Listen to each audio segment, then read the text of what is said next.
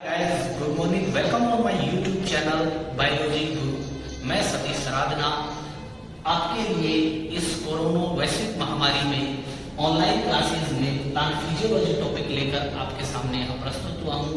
साथियों, उससे पहले मैं ईश्वर से कामना करता हूँ कि आप इस लॉकडाउन में अपने घर पर परिवार के साथ सुरक्षित होंगे। साथ ही इस प्लांट फिजियोलॉजी के टॉपिक को बहुत ही अच्छी तरह से डिटेल में as a 11th 12th and competitive class यहाँ समझाया गया है मेरे द्वारा। अगर आपको ये वीडियो पसंद आता है तो प्लीज इसे ज्यादा से ज्यादा लाइक करें, शेयर करें और हाँ, इसे सब्सक्राइब करना ना भूलिए। शुरू करते हैं प्लांट फिजियोलॉजी। प्लांट फिजियोलॉजी बहुत ही इंटरेस्टिंग टॉपिक है। प्लांट फिजियोलॉजी जिसे हिंदी में कहते हैं पादप कार्यकी विज्ञान। हाँ साथियों, पादप कार्यकी विज्ञान ये होती क्या है? पादप कार्यकी विज्ञान क्या है? अगर इस बात पर हम यहां चर्चा करें तो पादप कार्यकी विज्ञान ये वनस्पति विज्ञान की वह शाखा है जिसके अंतर्गत हम पादप की विभिन्न उपापचय क्रियाओं का अध्ययन करते हैं। स्टडी ऑफ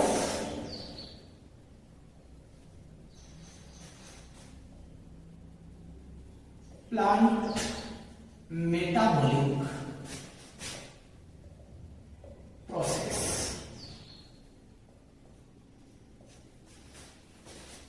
पादप की जितनी भी उपापचय क्रियाएं हैं उनका अध्ययन विज्ञान की या वनस्पति विज्ञान की जिस शाखा के अंतर्गत होता है उसे पादप कार्यकी कहते हैं।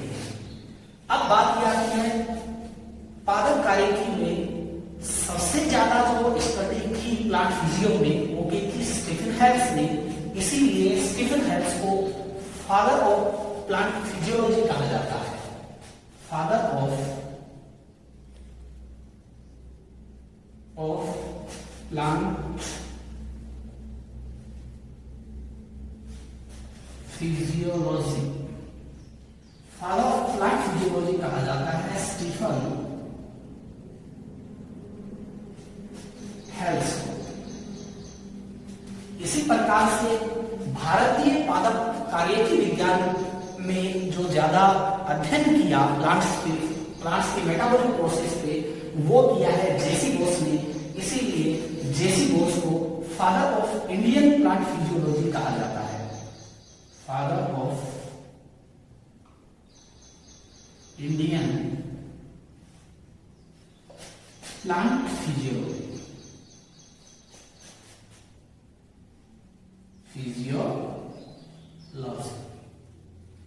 Father of plant physiology Stephen Hales and father of Indian plant physiology J C boss.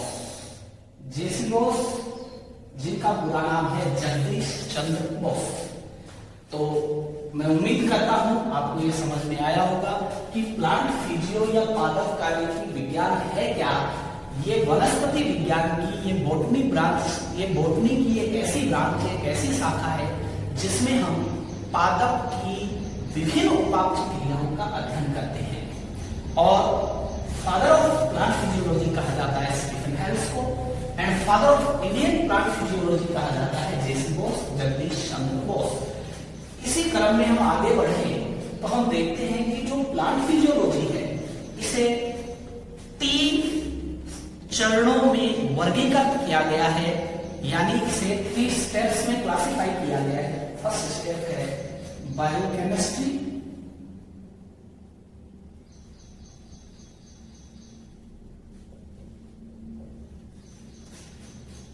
Plant physiology की बायोकेमिस्ट्री में 2 यूनिट इंक्लूड हैं।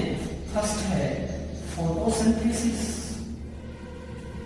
बहुत ही इंटरेस्टिंग यूनिट है फोटोसिंथेसिस, प्रकाश संश्लेषण। और दूसरा है रेस्पिरेशन, जिसे कहते हैं श्वसन। इसी प्रकार से सेकंड जो स्टेप है वो सेकंड स्टेप आता है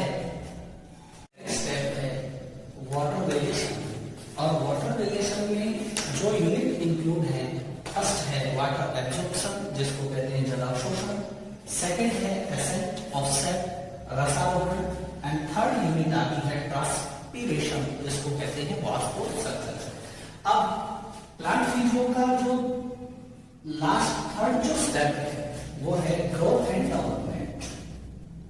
growth and development. Growth and development में जो जो यूनिट इंक्लूड है उसमें फर्स्ट आता है प्लांट ग्रोथ। फर्स्ट यूनिट है प्लांट ग्रोथ। सेकेंड यूनिट है प्लांट मूवमेंट।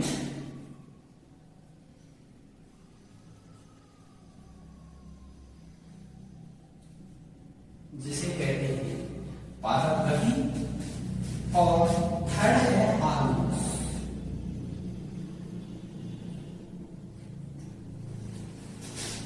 ये इस तरीके से प्लांट फिजियो 3 स्टेप्स में बटी हुई होती है, 3 चरणों में बटी हुई है। पहला है जैव रसायन बायोकेमिस्ट्री, और बायोकेमिस्ट्री में प्रकाश संश्लेषण और श्वसन की बात करेंगे। वाटर रिलेशन में हम जल अवशोषण, रसारोहण और वाष्पोत्सर्जन की बात करेंगे।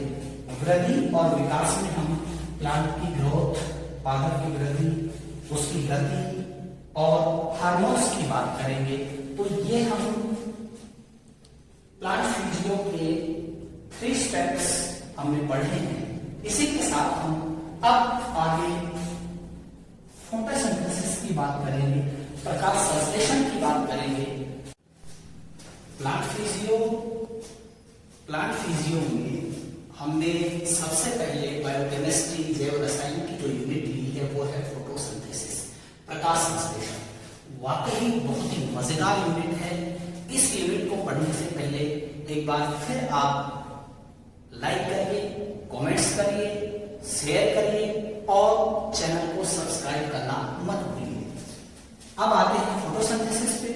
फोटोसिंथेसिस जो वर्ड है, photosynthesis word is given by, photosynthesis शब्द जो दिया था, photosynthesis word is given by Charles Reid Barnes। हाँ साथियों, जो फोटोसिंथेसिस जो शब्द है, फोटोसिंथेसिस शब्द दिया था सबसे पहले चार्ल्स रेड बारेंस। इसके बाद हम बात करें, ये जो फोटोसिंथेसिस है, ये फोटोसिंथेसिस 2 वर्ड से मिलकर बना है। एक होता है फोटो, फोटो से यहां मतलब है सोलर लाइट से, और सिंथेसिस का मतलब होता है निर्माण करना, यानी कि इस प्रक्रिया में सूर्य के प्रकाश को ग्रहण कर उसे तब्दील कर दिया जाता है भोजन, यानी फॉर्मेशन ऑफ फूड।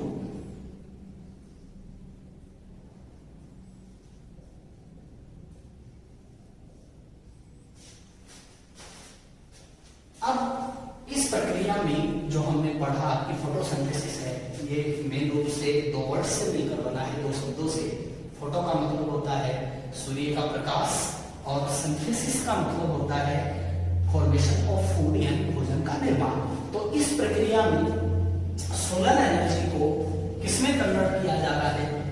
भोजन में। लेकिन इसके साथ ही जिन जिन रॉ मटेरियल की इसमें जरूरत होती है, वो है जो रॉ मटेरियल इसमें चाहिए इस प्रक्रिया में, वो है क्लोरोफिल कंटेन,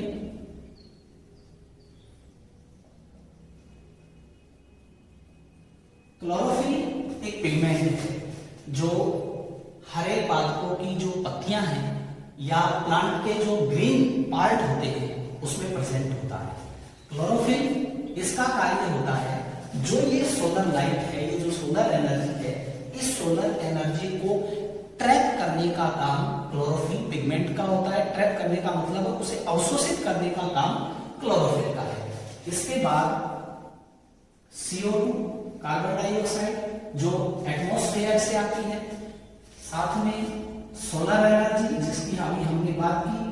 ये सोलर लाइट या एनर्जी जो है ये हम सूर्य से लेते हैं और सूर्य सोलर एनर्जी का प्रकृति में एकमात्र प्राकृतिक सोर्स है। इसके बाद हम बात कर रहे हैं रॉ मटेरियल में ही, वो है H2O एंड मिनरल्स। ये प्लांट कहां से लेता है? ये लेता है सोयल से, मृदा से। अब हमें पता है कि जो प्लांट है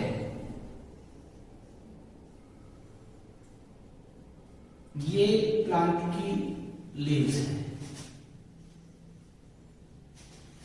अब यहां जो लीव्स है, इस लीफ में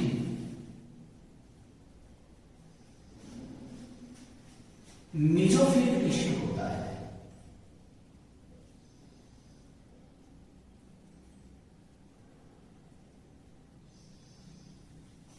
मेसोफिल ऊतक होता है और उस मेसोफिल ऊतक में क्लोरोप्लास्ट प्रेजेंट होते हैं। क्लोरोप्लास्ट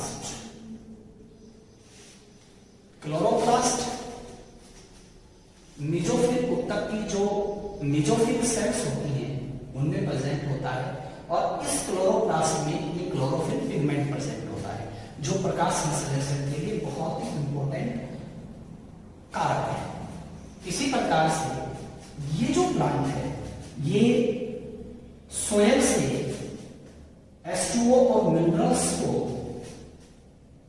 ग्रहण करता है। किसके थ्रू? हम जानते हैं कि जो जाइलम वेसल्स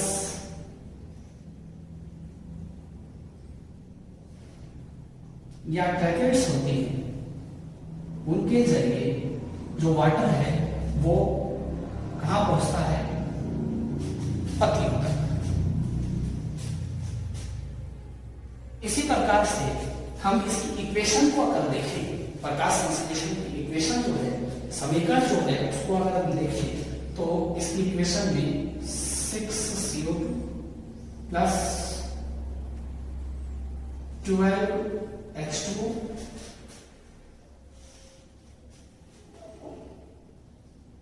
क्लोरोफिल, लाइट की प्रेजेंसी और इस दौरान इसमें बनता है C6H12O6 प्लस में 6H2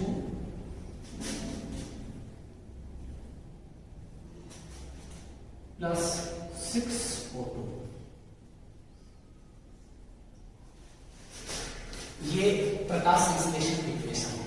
यानी कि प्रकाश संश्लेषण होता क्या है कि ग्रीन जो प्लांट होते हैं, ग्रीन प्लांट वायुमंडल से CO2, मृदा से जल और खनिज लवण लेकर के पादप की पत्तियों में उपस्थित पर्णहरित यानी क्लोरोफिल और सूर्य से आने वाले प्रकाश सोलर लाइट की उपस्थिति में ग्लूकोज का निर्माण करते हैं। साथ ही में बाई प्रोडक्ट के रूप में यहां ऑक्सीजन भी रिलीज होती है और ये ऑक्सीजन प्रकाश संश्लेषण की प्रक्रिया में इस ऑक्सीजन को पादप वायुमंडल में रिलीज कर देते हैं। ये ऑक्सीजन जो जीवनदायी गैस कहलाती है। साथ ही यहां हम देखें कि ये जो ग्लूकोज है ये मोनोसैकेराइड फॉर्म में होता है। तो प्रकाश संश्लेषण में फर्स्ट टाइम में बनने वाला जो प्रोडक्ट है वो है मोनोसैकेराइड ग्लूकोज। लेकिन अब पादप की पत्तियों में बना जो ये ग्लूकोज है C6H12O6 जो भोजन के रूप में बना है, अब ये पादप के विभिन्न हिस्सों में जाएगा, विभिन्न भागों में जाएगा। तो वहां जब ये पहुंचता है ग्लूकोज, तो ये ग्लूकोज इसी फॉर्म में प्लांट के विभिन्न पार्ट्स में कंडक्ट नहीं होता है। ये ग्लूकोज बाद में चेंज हो जाता है सुक्रोज में। सुक्रोज जो एक डाइसैकेराइड होती है, तो सुक्रोज के रूप में सीधा सा मतलब है कि जो ग्लूकोज फर्स्ट टाइम में प्रकाश संश्लेषण में बनने वाला उत्पाद ग्लूकोज होता है।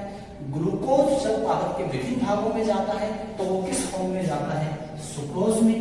और पादप के विभिन्न भागों में पहुंचने के बाद ये सुक्रोज बाद में चेंज हो जाता है पॉलीसेकेराइड यानी कि स्टार्च फॉर्म में। कौन सी फॉर्म में? स्टार्च फॉर्म में। तो ये तीनों चीजें बहुत इंपॉर्टेंट है जो आपको याद रखनी है कि फोटोसिंथेसिस जो प्रोसेस है, प्रकाश संश्लेषण की जो प्रक्रिया है, इसमें बनने वाला जो उत्पाद होता है वो किस फॉर्म में होता है? ग्लूकोज में। ग्लूकोज भोजन के रूप में बनने वाला पहला उत्पाद है, लेकिन जब ये पादप के विभिन्न भागों में जाता है तो किस फॉर्म में जाता है? ये सुक्रोज। और पादप के जब विभिन्न हिस्सों में ये पहुंच जाता है तो वहां जाकर जब ये स्टोर होता है तो किस रूप में स्टोर होता है? पार्ट्स में, स्टार्च के रूप में।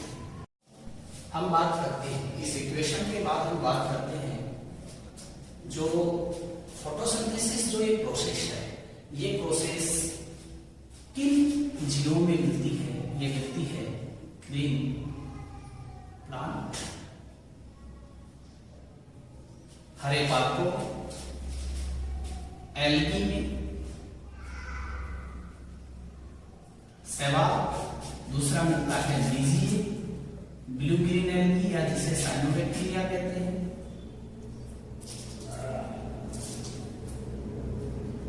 And some species of bacteria. ये प्रकृति में वो जीव हैं जो प्रकाश संश्लेषण करते हैं। तो प्रकाश संश्लेषण की प्रोसेस है, ये ग्रीन प्लांट में होती है, एल्गी में होती है, बीजीए जो साइनोबैक्टीरिया है उसमें होती है, और कुछ जीवाणुओं में पाई जाती है। इसके अलावा हम प्रकाश संश्लेषण के कुछ महत्वपूर्ण बिंदु देखेंगे और उनको आप भी नोट कर लीजिएगा।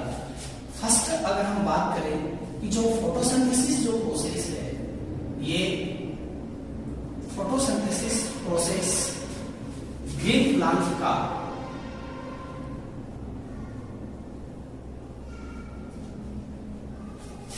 विभेदक लक्षण है। यानी कि अन्य प्लांट्स से यह प्रोसेस ग्रीन प्लांट को अलग करती है।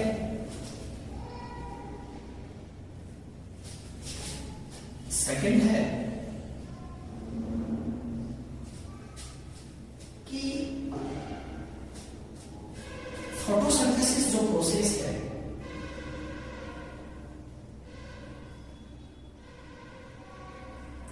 यह प्रोसेस कवक, पूर्ण मूल परजीवी,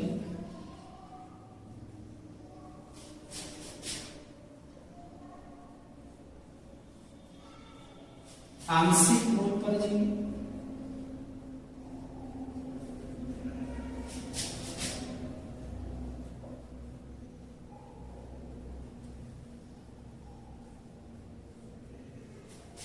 पूर्ण स्तंभ परजीवी,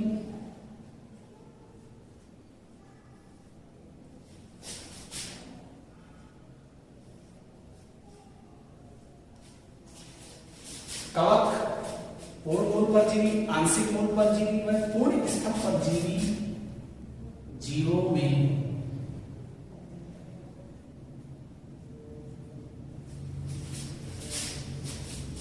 अनुपस्थित होती है, इनमें नहीं पाई जाती।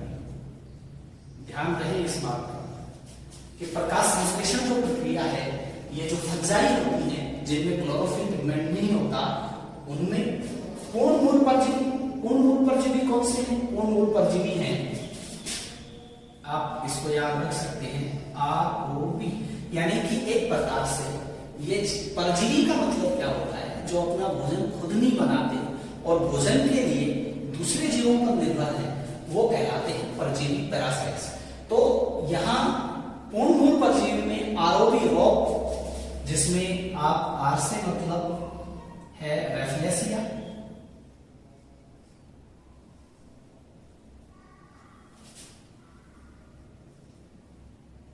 ओ है ओरोबेंकी,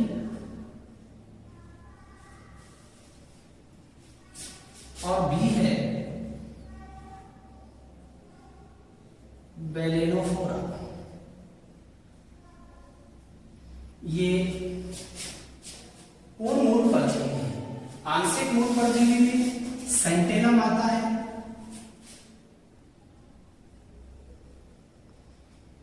चंदन।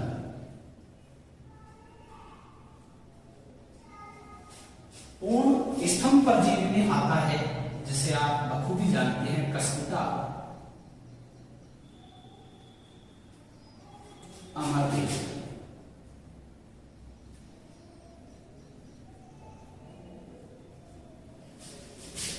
ये ऐसे जीव हैं जो फोटोसिंथेसिस प्रोसेस नहीं करते हैं, प्रकाश संश्लेषण नहीं करते हैं। इसके बाद 3 जो स्टेप है वो है कि वॉन नेल ने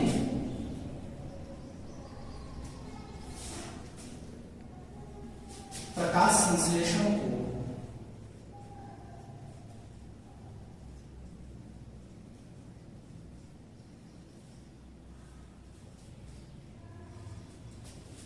सर्वप्रथम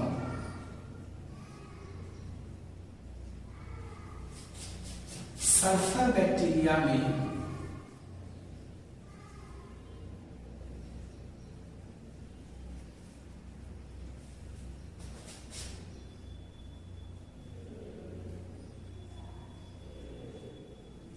खोजा था।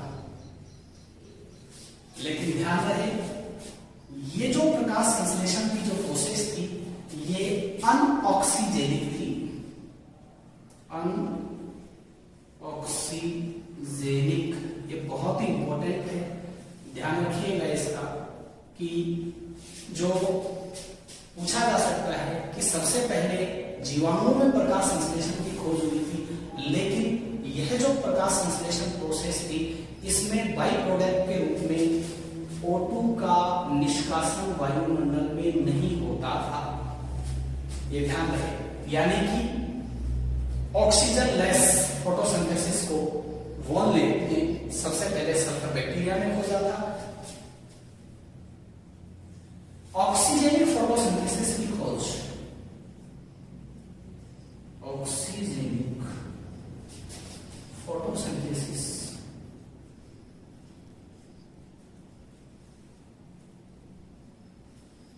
ऑक्सीजनिक फोटोसिंथेसिस को बीजीए में डिस्कवर्ड किया गया था, बीजीए में खोजा गया था। बीजीए जिसे ब्लू ग्रीन एल्गी कहते हैं, ब्लू ग्रीन एल्गी, या इसे साइनोबैक्टीरिया के नाम से जाना जाता है।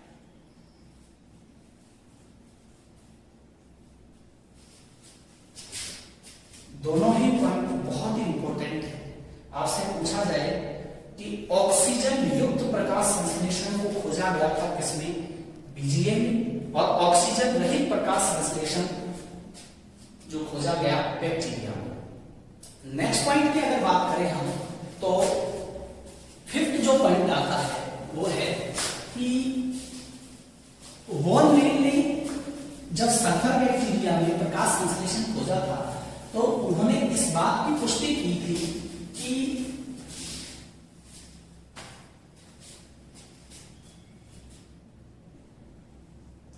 उन्होंने बताया था वॉलनेल के अनुसार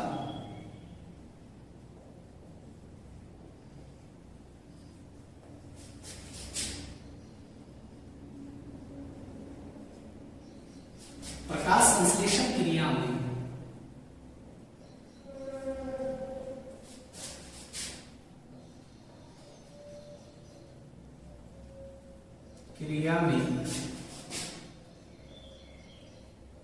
O2 का निष्कासन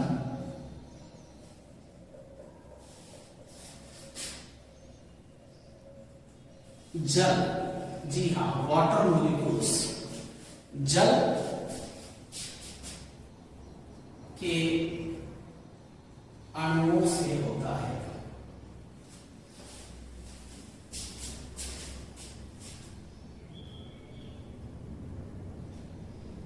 होता है न कि CO2 से। पहले समझा जाता था कि जो प्रकाश संश्लेषण में ऑक्सीजन जो रिलीज होती है वो कहीं CO2 मॉलिक्यूल से तो नहीं आती है। नहीं, इस चीज की पुष्टि सबसे पहले बोलने ने की थी। उन्होंने बताया था कि O2 का निष्कासन CO2 से नहीं होकर के जल के अणुओं से, जिसे रूबेन कॉमन व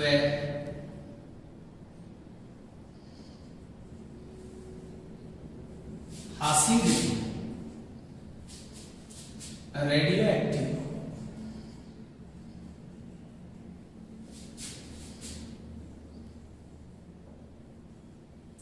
ट्रेसर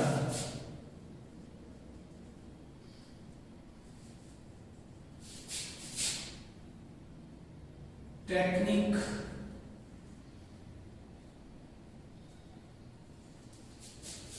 द्वारा सत्यापित किया था।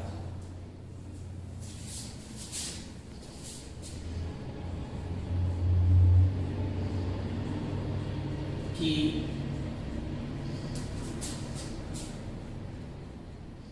O2 गैस का निष्कासन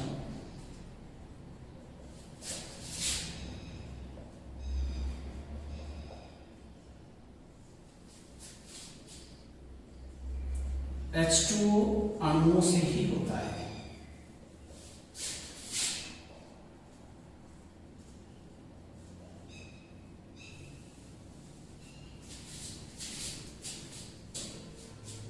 नेक्स्ट पॉइंट है, दो ऐसे प्लांट हैं क्लिनोस्पोरा,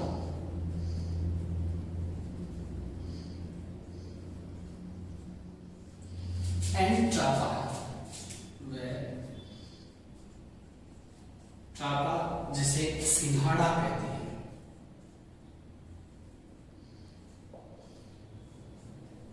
इनकी जो रूट होती है, ट्रापा और सिंघाड़ा की जड़ें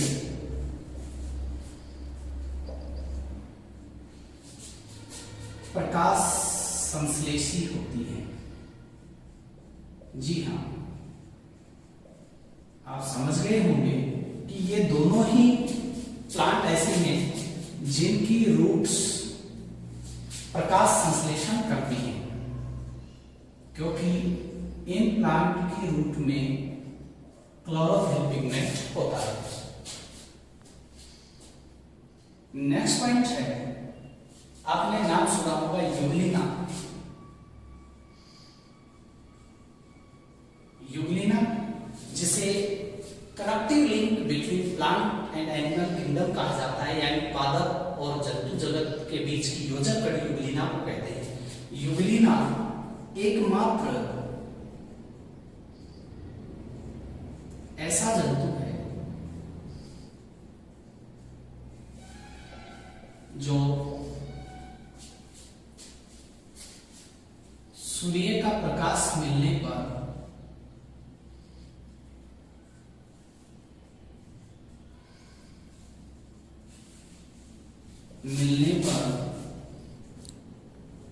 प्रकाश संश्लेषण करता है।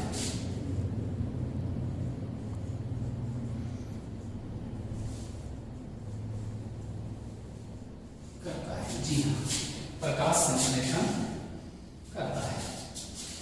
यानी यूग्लिना को जब सोलर लाइट मिल जाती है तो ये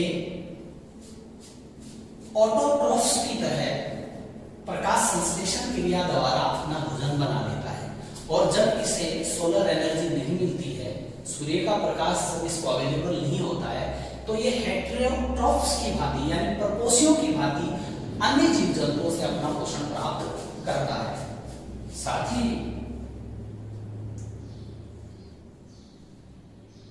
9 पॉइंट है कि हम देख रहे हैं कि जो प्लांट है ये अनयूजेबल जो सोलर एनर्जी होती है उसको यूजेबल केमिकल एनर्जी में चेंज कर रहे हैं। जी हाँ, रियल में हरे पादप जो होते हैं ये सूर्य के जो सोलर जो एनर्जी होती है उसको जब यूजेबल केमिकल एनर्जी में चेंज करते हैं, उसी प्रोसेस के दौरान भोजन का निर्माण होता है और साथ में जो जीवनदायिनी गैस है वायुमंडल में रिलीज होती है। तो नेक्स्ट पॉइंट है कि green plant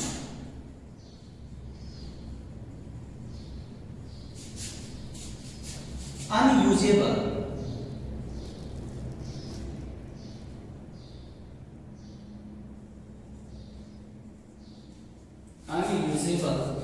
solar energy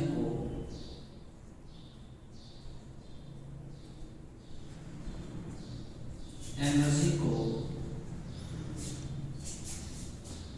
usable chemical energy में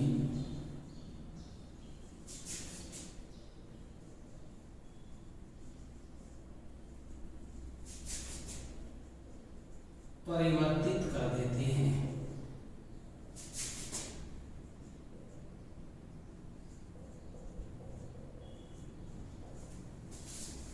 या हम कहें कि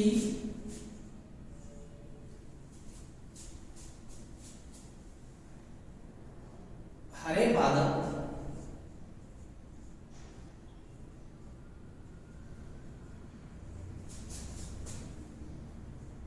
गतिज सौर ऊर्जा को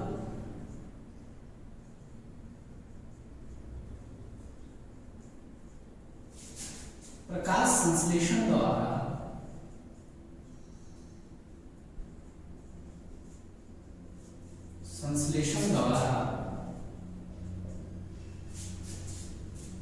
रासायनिक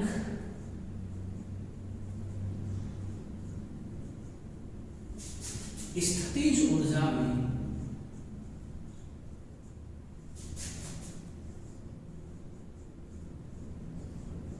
बदल देते हैं। हाँ जी, क्योंकि सूर्य से आने वाली जो सोलर एनर्जी होती है उसको जब क्लोरोफिल ट्रैप करते हैं तो ट्रैप करने के बाद जो क्लोरोफिल है ये ग्राउंड स्टेज से जब एक्साइटेशन स्टेज में आता है इलेक्ट्रॉन मुक्त करता है तो फोटोफॉस्फोरिलेशन एक प्रोसेस चलती है जो हम आगे पढ़ेंगे जा करके, और उस फोटोफॉस्फोरिलेशन द्वारा क्या होता है एटीपी और NADPH2 के रूप में एनर्जी रिलीज होती है। तो इसका सीधा सा अर्थ यही है कि सौर ऊर्जा को प्रकाश संश्लेषण क्रिया में रासायनिक स्थितिज ऊर्जा में बदल। नेक्स्ट में हम बात करेंगे फोटोसिंथेटिक एपरेटस या फोटोसिंथेटिक साइट्स के बारे में कि फोटोसिंथेसिस प्रकाश संश्लेषण की जो प्रक्रिया है ये प्रोकैरियोट और यूकैरियोट जीवों में कहाँ संपन्न होती है। अगर इस बात को देखें हम तो फोटोसिंथेटिक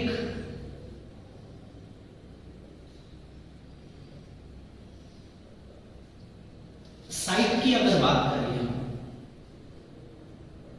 यानी कि प्रकाश संश्लेषी स्थल, हिंदी में लिख देता हूं उसमें प्रकाश संश्लेषी स्थल। प्रकाश संश्लेषी स्थल की बात की जाए, प्रकाश संश्लेषण की प्रक्रिया प्रोकैरियोट्स जैसे बैक्टीरिया में भी होती है, साइनोबैक्टीरिया में भी होती है, और यूकैरियोट्स जैसे जो ग्रीन प्लांट है या एल्गी हैं उनमें भी होती है। तो यहाँ हम इसीलिए अलग अलग रूप से बात कर रहे हैं कि जो प्रोकैरियोट जो होते हैं,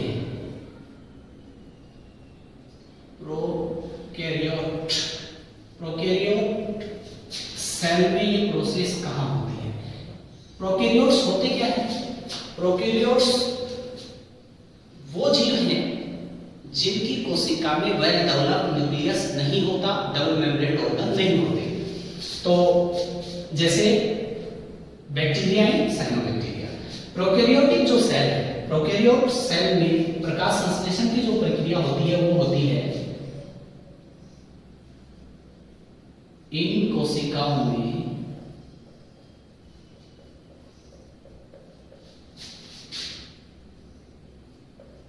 क्रोमोप्लाज्म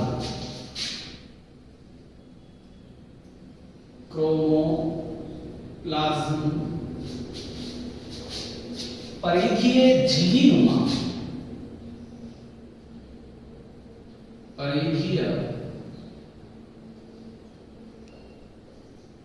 झिल्लीनुमा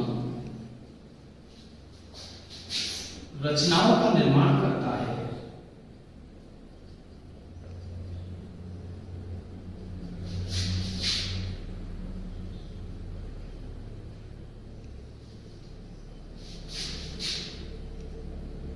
जिसे क्रोमेटोफोर कहते हैं।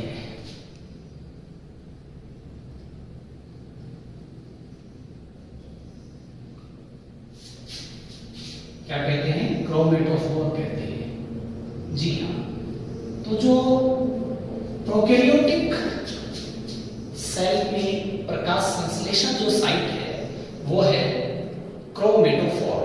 तो प्रोकैरियोटिक सेल में प्रकाश संश्लेषण की जो प्रक्रिया है वो कहाँ संपन्न होती है? क्रोमेटोफोर में होती है।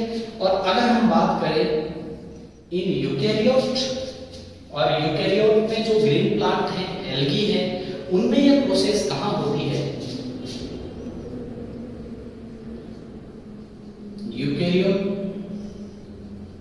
जो सेल है उसमें फोटोसिंथेसिस की जो प्रोसेस होती है वो होती है क्लोरोप्लास्ट में।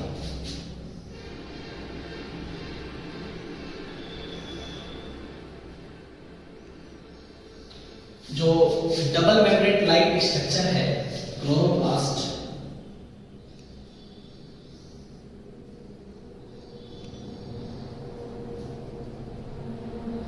मेम्ब्रेन लाइक स्ट्रक्चर,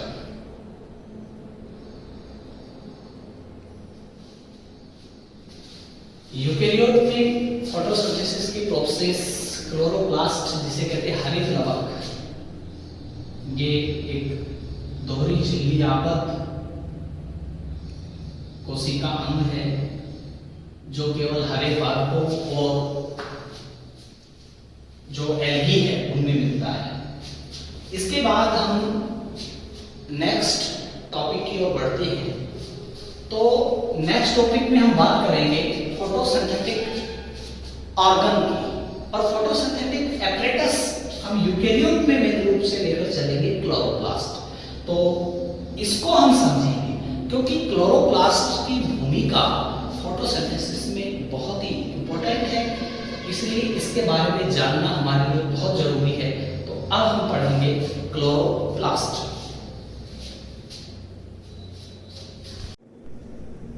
क्लोरोप्लास्ट या हरित लवक, क्लोरोप्लास्ट या हरित लवक फोटोसिंथेसिस जो प्रोसेस है उसमें मेन फोटोसिंथेटिक एपरेटस या ऑर्गन कहा जाता है। क्लोरोप्लास्ट अभी हमने पढ़ा था कि हरित लवक जो है ये मेन रूप से जो मीजोफिल सेल होती है, मीजोफिल सेल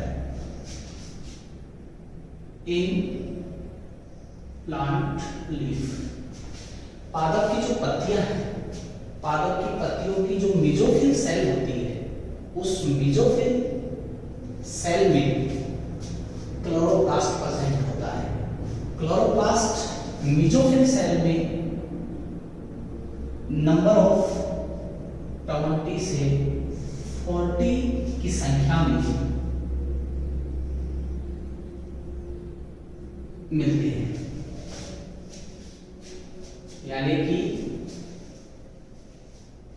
मीजोफिल सेल में क्लोरोप्लास्ट की संख्या होती है 20 to 40। क्लोरोप्लास्ट की स्ट्रक्चर की अगर बात की जाए तो इसकी जो स्ट्रक्चर होती है वो ग्रीन जो प्लांट है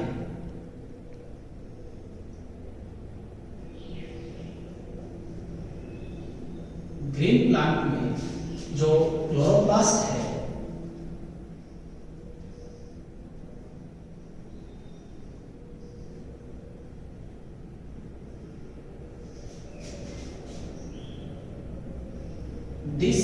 लाइक स्ट्रक्चर होती है।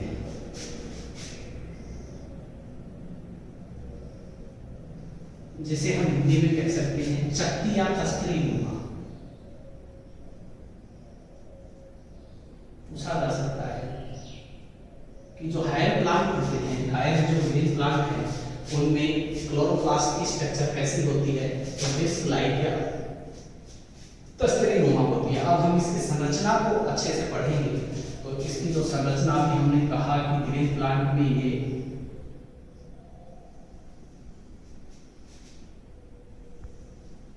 डिस्क लाइक स्ट्रक्चर है और डबल मेम्ब्रेन होता है।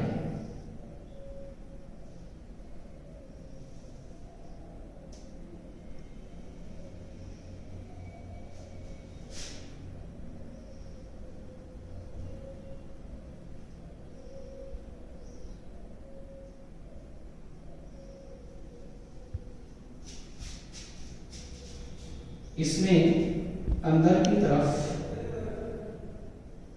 सिक्कों की ढेरी समान रचनाएं पाई जाती हैं, इस तरह की।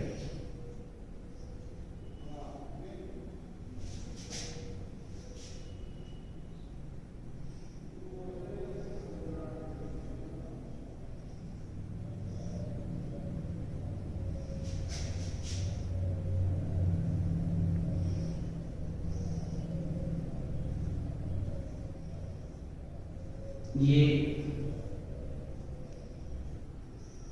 सिक्कों की ढेरी के समान जो रचनाएं हैं, इसके अलावा इसमें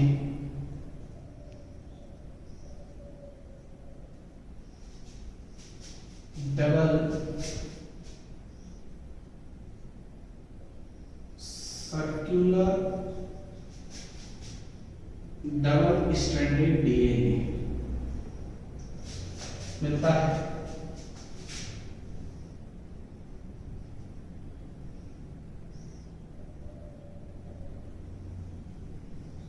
स्टार्च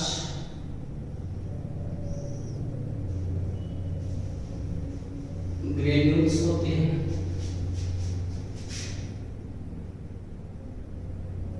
(70S)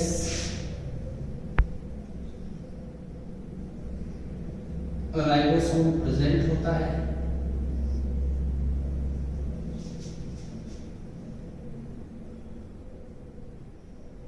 आरएनए प्रेजेंट होता है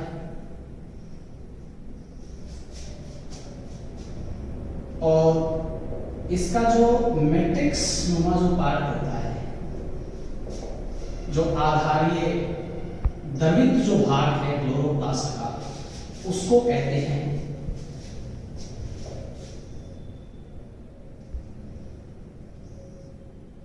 स्ट्रोमा। साथ ही ये जो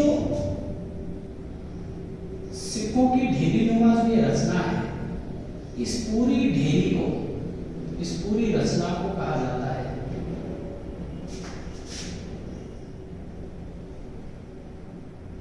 ग्रेना।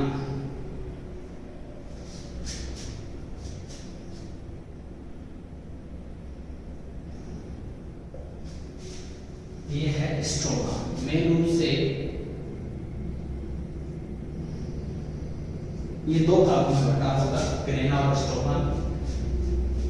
इसी के साथ इसमें जो ये सिंगल कॉइन लाइक जो स्ट्रक्चर है, सिक्के जैसी रचना जो है, बहुत सारे ये सिक्के मिलकर के इस ढेरी का निर्माण करते हैं, तो ये ढेरी तो कहलाती है ग्रेना।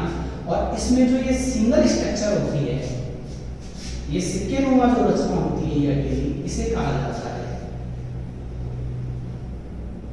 थाइलेकोइड।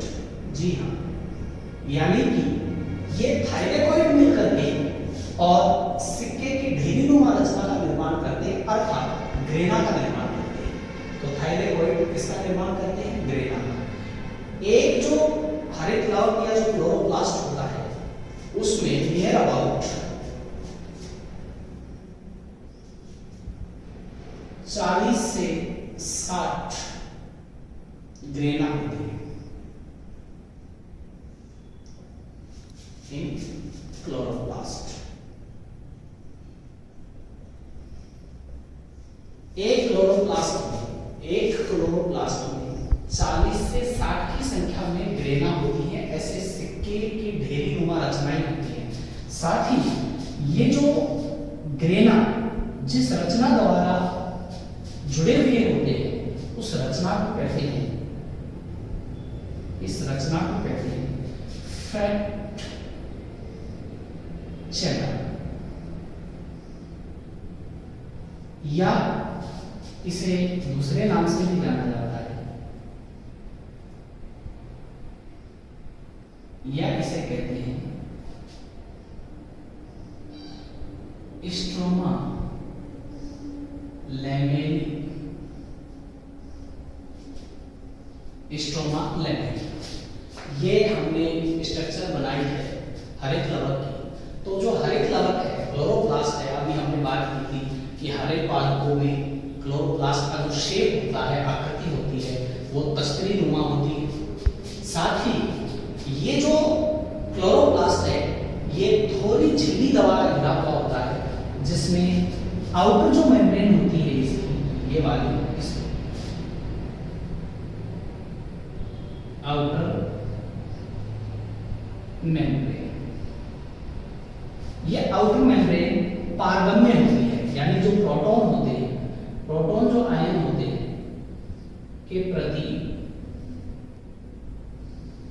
पारगम्य होती है।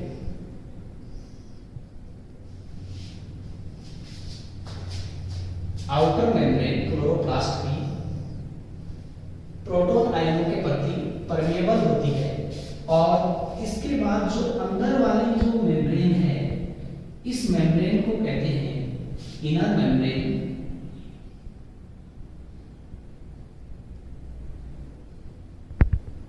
क्योंकि क्लोरोप्लास्ट पूरी झिल्ली आवृत कोशिका है, इनर मेम्ब्रेन।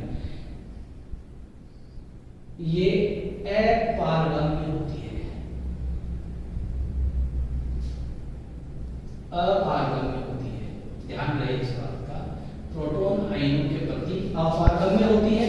और कहीं कहीं पढ़ने को मिलता है कि जो आउटर मेम्ब्रेन है उसकी बजाय इनर मेम्ब्रेन कम पारगम्य होती है। साथ ही इन दोनों झिल्लियों के बीच जो रिक्त स्थान होता है इसे पेरीप्लास्टिया स्पेस कहते हैं, पेरीप्लास्टिया स्पेस, पेरीप्लास्टिक स्पेस। ये पूरी रचना होगी, स्ट्रक्चर होगी क्लोरोप्लास्ट की। एक बार इसे फिर से देख लेते हैं कि जो क्लोरोप्लास्ट है ये इसकी जो शेप होती है, आकृति होती है, वो तस्तरी नुमा होती है। यह डबल मेम्ब्रेन ऑर्गन है, इस बात को हमने पहले पढ़ा था। मेन रूप से जो क्लोरोप्लास्ट है ये दो भागों में बटा होता है। क्लोरोप्लास्ट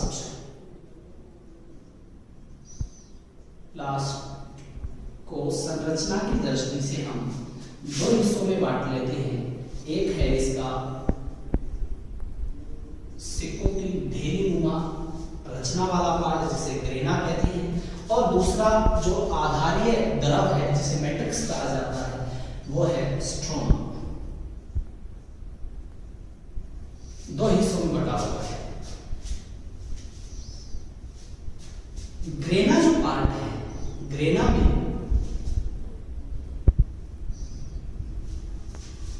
सिक्के नुमा रचनाएं होती हैं, और इन सिक्के नुमा रचनाओं को क्या कहा जाता है? इन सिक्के नुमा रचनाओं को कहा जाता है थाइलेकोइड्स।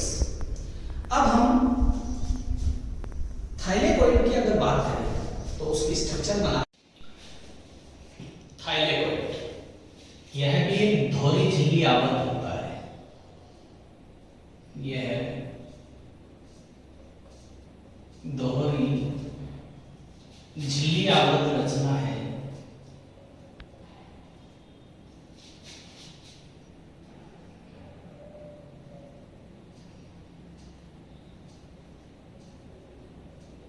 रचना है जो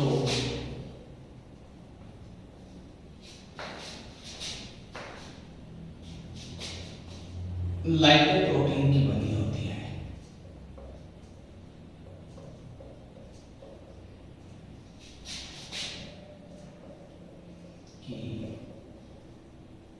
बनी होती है।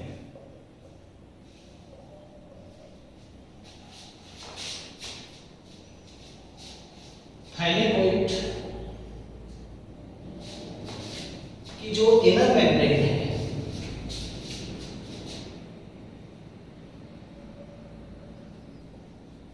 थाइलेकोइड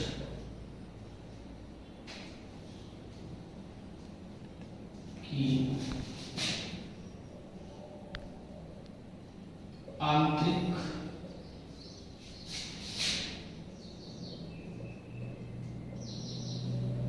झिल्ली पर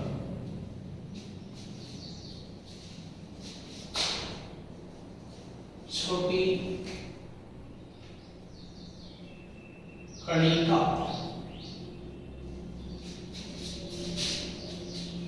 समान रचनाएं पाई जाती हैं।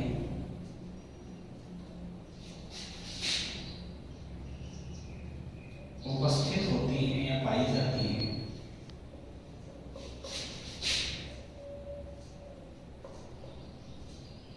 जिन्हें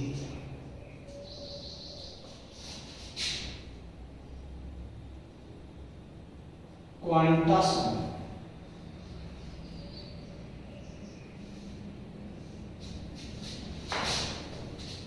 कहते हैं।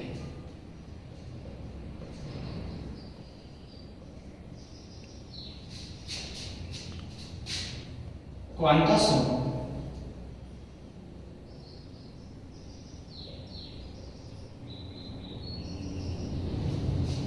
को प्रकाश संश्लेषण की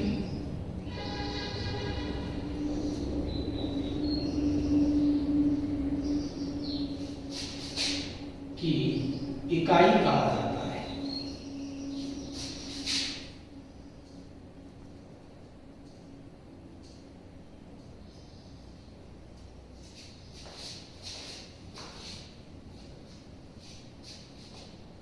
क्वांटासोम की खोज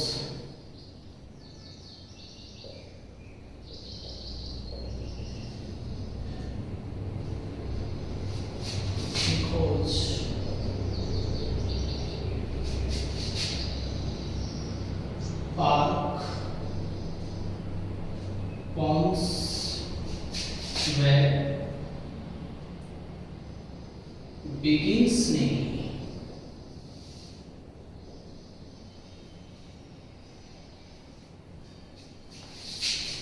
इसकी खोज की थी। पार्क पॉन्स और बिगिंस ने। क्वांटासोम जो है, इसकी रचना अगर देखें हम तो यहां बना देते हैं।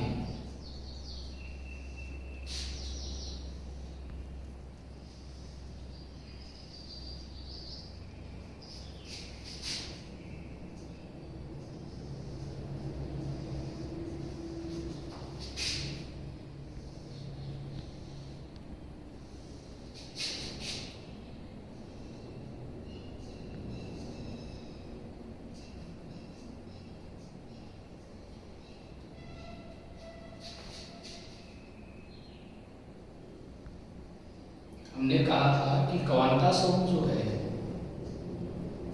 वो दोहरी झिल्ली से घिरा हुआ होता है। तो क्वांटासोम की जो ये अंदर वाली झिल्ली है, इनर मेम्ब्रेन है, इस इनर मेम्ब्रेन पर छोटी छोटी रचनाएं पाई जाती हैं और इन छोटी रचनाओं को कहते हैं क्वांटासोम। यानी कि ये आउटर मेम्ब्रेन है थाइलेकोइड की,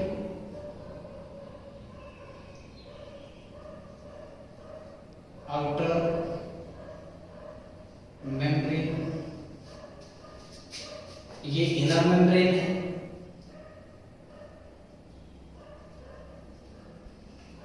ये दोनों ही मेम्ब्रेन जो है ये लाइपोप्रोटीन द्वारा बनी होती है। ये भी कह सकते हैं हम कि ये लिपिड और प्रोटीन से निर्मित होती हैं, यानी कि लाइपोप्रोटीन। की बनी होती है। थाइलेकोइड में ये फैट चैनल होता है।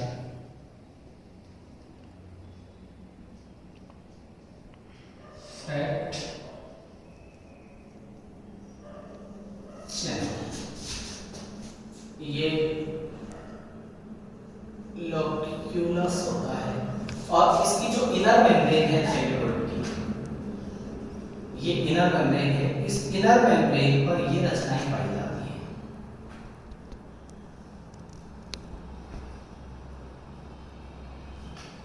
ये रचनाएं होती है क्वांटासोम। इन्हें कहा जाता है क्वांटासोम। क्वांटासोम में क्लोरोफिल के अणु, कैरोटीनॉइड्स उपस्थित होते हैं। ये रचना जिसे हमने नाम दिया है, ये कहलाती है क्वांटासोम। ये है क्वांटासोम जो थाइलेकोइड की आंतरिक भित्ति पर होती है। क्वांटासोम को अगर देखें हम यहां,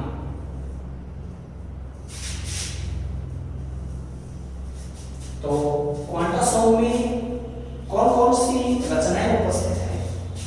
क्वांटासोम में ये जिसे हम ट्राइंगल के रूप में डिनोट करते हैं,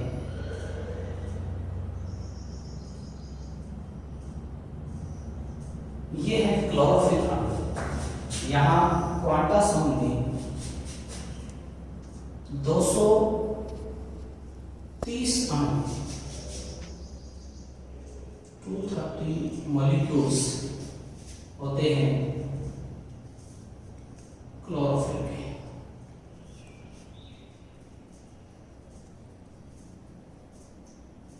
इस 230 अणु जो क्लोरोफिल के होते हैं, इन 230 अणुओं में जो क्लोरोफिल के हैं उनमें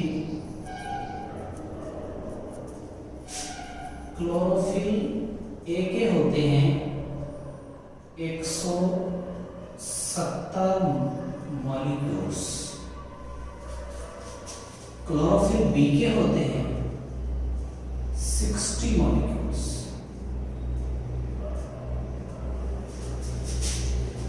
इसी प्रकार से इसमें ये जो राउंड स्ट्रक्चर में मैं दिखा रहा हूं, ये हैं 48 मोल carotenoids.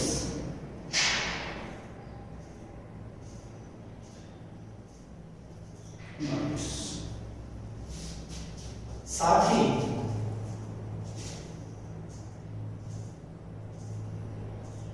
46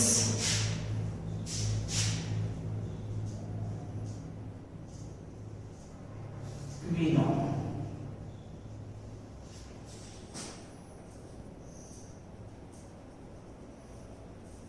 116 phospholipid molecule.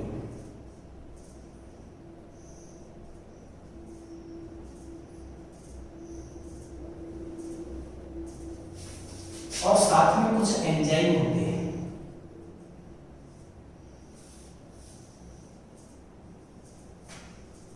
Enzymes present होते हैं।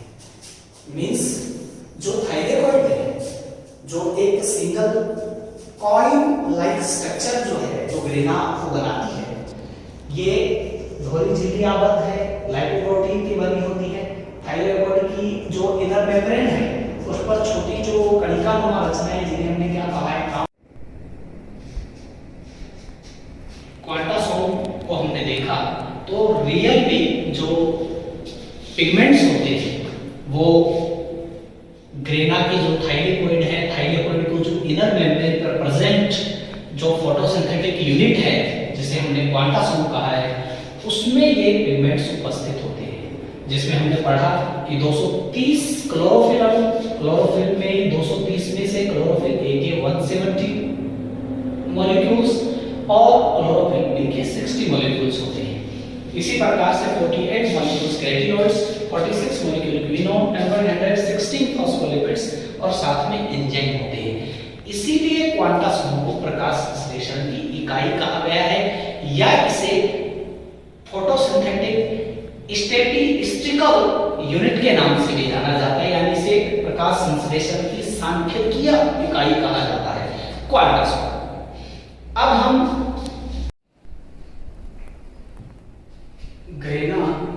ग्रेना में हमने थायलेकोइड को पढ़ा। ग्रेना जो स्ट्रक्चर है, फोटोसिंथेसिस की जो लाइट रिएक्शन है, प्रकाश संश्लेषण की प्रकाशिक अभिक्रिया, प्रकाश संश्लेषण की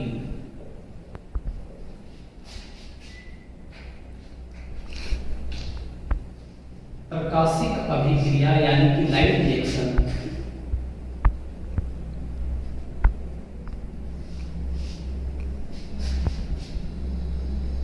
ग्रेना में होती है, होती है।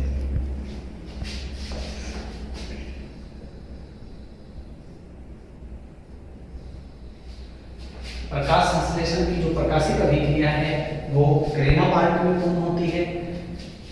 इसी के साथ जो ग्रेना है, अगर हम ये कहें कि जो क्लोरोप्लास्ट है, अगर क्लोरोप्लास्ट में से क्लोरोप्लास्ट है और क्लोरोप्लास्ट में से ये सिक्के की ढीलीनुमा जो रचनाएं हैं, जिन्हें हमने क्या नाम दिया था, जिन्हें हमने कहा था ग्रेना। अगर इस क्लोरोप्लास्ट में से ये सिक्के की ढीलीनुमा रचनाओं को निकाल दिया जाए, ग्रेना को निकाल दिया जाए और फिर ग्रेना रहित यानी अग्रेनल क्लोरोप्लास्ट को सनलाइट में रखा जाए, सनलाइट में रखा जाए, तो हमारा सवाल है क्या ये प्रकाश संश्लेषण करेगा? बता सकते हैं आप? जी, ये प्रकाश संश्लेषण नहीं करेगा। क्यों नहीं करेगा? क्योंकि ग्रेना को हरित लवक में से हटाने से जो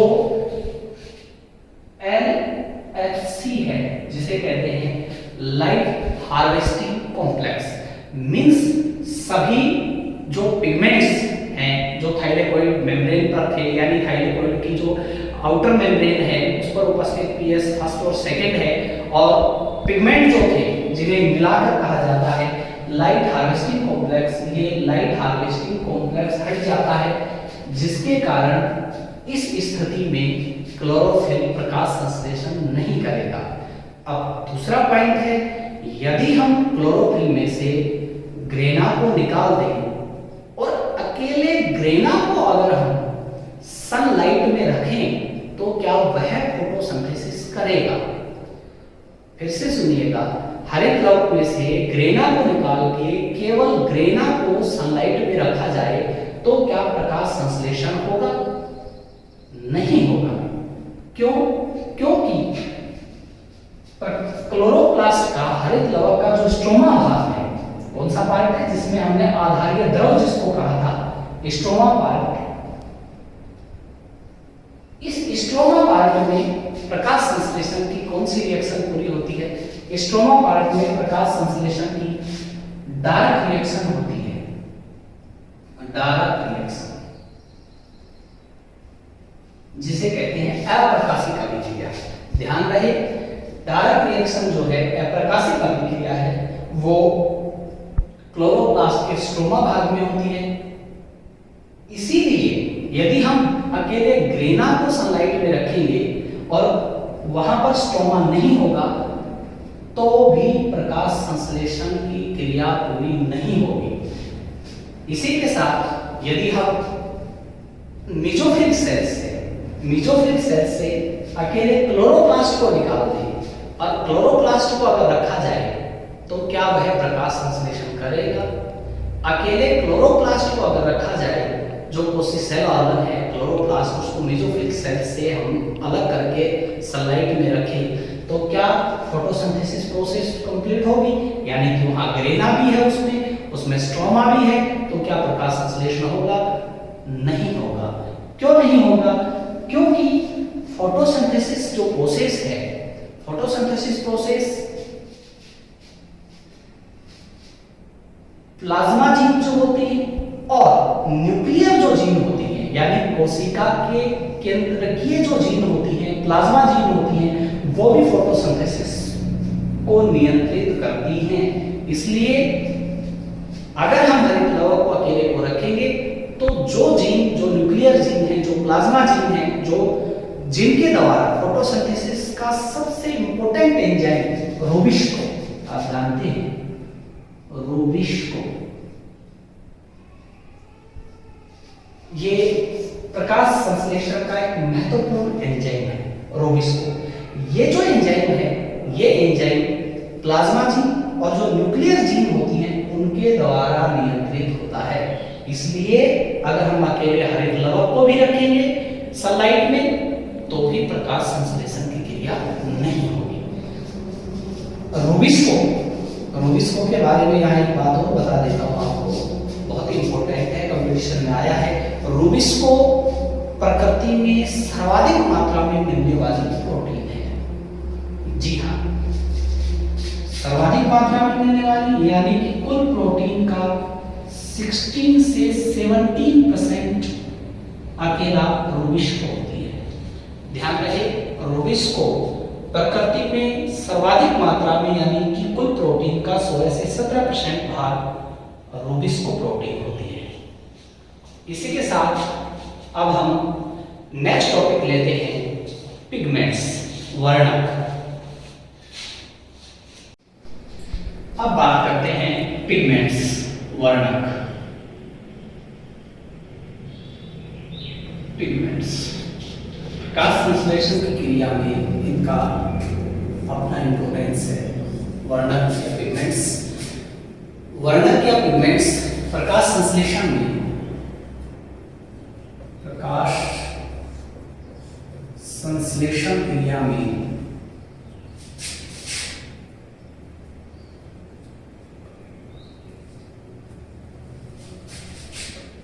तीन प्रकार के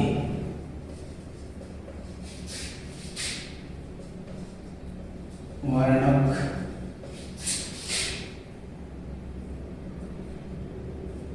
होते हैं। फर्स्ट है क्लोरोफिल,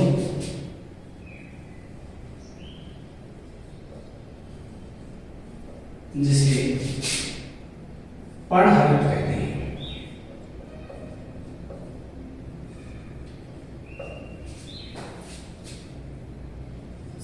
बी है कैरोटीनॉइड,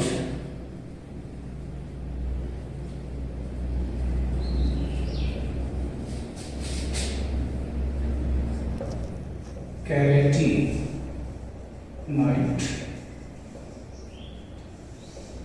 ये कैरोटीनॉइड दो प्रकार के होते हैं, कैरोटीन एंड जेलिनोफिल।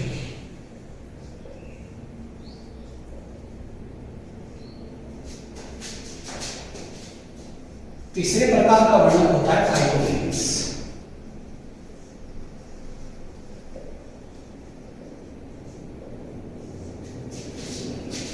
सबसे पहले बात करते हैं प्रकाश संश्लेषण क्रिया में इन पिगमेंट्स का रोल क्या है। मित्रों, आपको पहले भी मैंने बताया था, जो ये पिगमेंट है, ये सोलर जो एनर्जी होती है, सौर ऊर्जा जो होती है, सोलर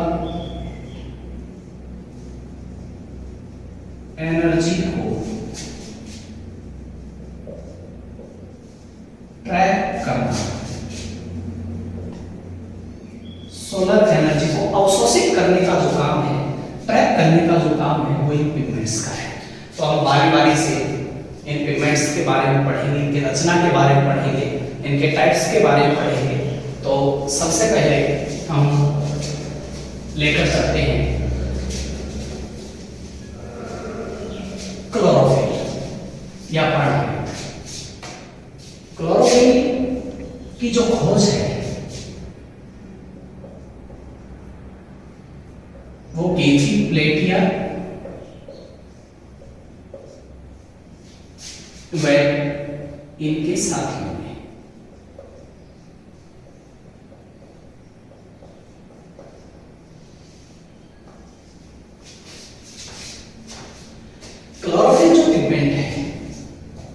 प्रकाश संश्लेषण का सबसे मुख्य वर्णक होता है, मुख्य वर्णक है।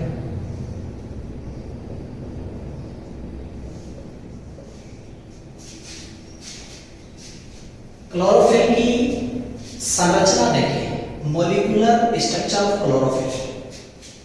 सबसे पहले हम इसी की बात करते हैं जो इंपॉर्टेंट है, अक्सर कंपटीशन में अक्सर सवाल आ जाते हैं। मॉलिक्यूलर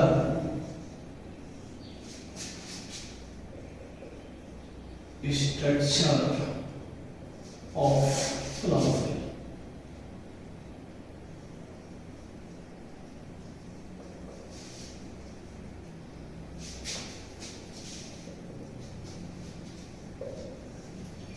क्लोरोफिल की जो केमिकल स्ट्रक्चर कह दीजिए, मॉलिक्यूलर स्ट्रक्चर कह दीजिए, इसकी जो मॉलिक्यूलर स्ट्रक्चर थी वो दी थी, मॉलिक्यूलर वर्ल्ड हेल्थ की मॉलिक्यूलर जो स्ट्रक्चर है वो दी गई थी वेरिस्टॉक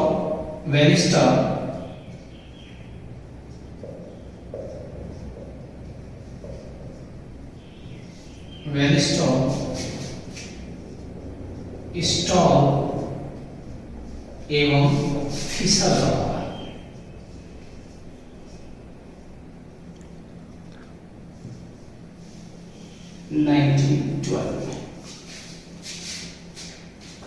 क्लोरोफिल की जो आणविक संरचना है ये दी थी वेलेस्टो, स्टॉल और फिशर द्वारा 1912। क्लोरोफिल अणु की संरचना मेंढक के छोटे बच्चे यानी पूंछ वाला जो मेंढक होता है जिसको टेडपोल कहते हैं, क्लोरोफिल अणु की संरचना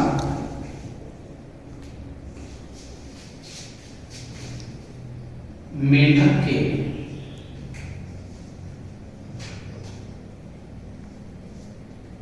टेडपोल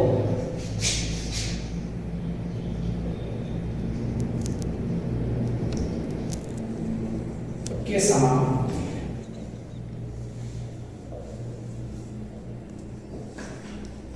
मेंढक के टेडपोल के समान होती है।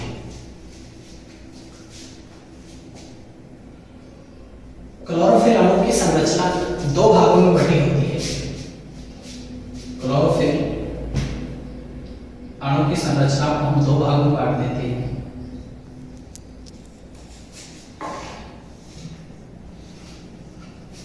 एक होता है हेड और एक होती है टेल। क्लोरोफिल अणु के हेड को कहते हैं पोरफायरिन वलय यानी कि पोरफायरिन रिंग। इसकी टेल को कहा जाता है फाइटोन श्रृंखला, चेन या फाइटोन पूंछ।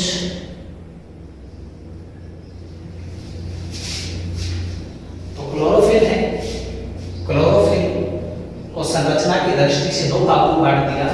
एक पोरफायरिन वलय होती है, ये क्लोरोफिल का शीर्ष भाग है, हेड बनाता है, हेड। और ये फाइटोन जो श्रृंखला है ये बनाती है क्लोरोफिल की टेल, पूंछ को। अब हम इसकी संरचना को बनाते हैं।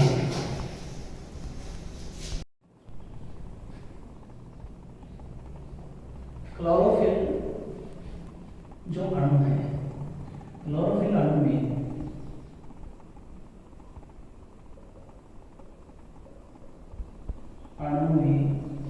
कार्बन, हाइड्रोजन, ऑक्सीजन, नाइट्रोजन व मैग्नीशियम के परमाणु होते हैं।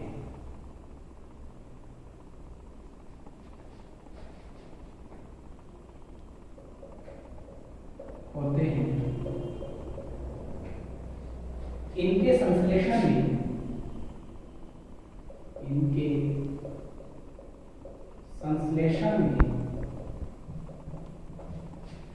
आयरन की भूमिका होती है।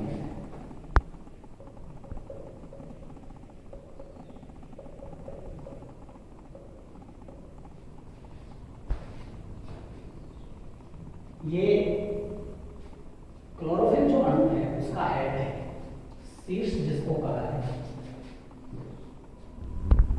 हमने कहा कि क्लोरोफिल जो अणु है ये दो भागों में बटा हुआ होता है, एक इसका हेड होता है शीर्ष या शीर्ष। ये जो हेड है या इस हेड को हाइड्रोफिलिक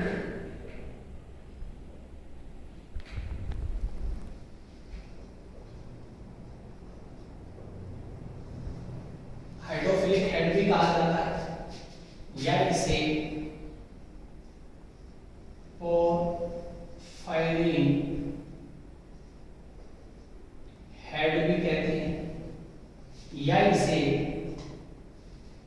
टेट्रा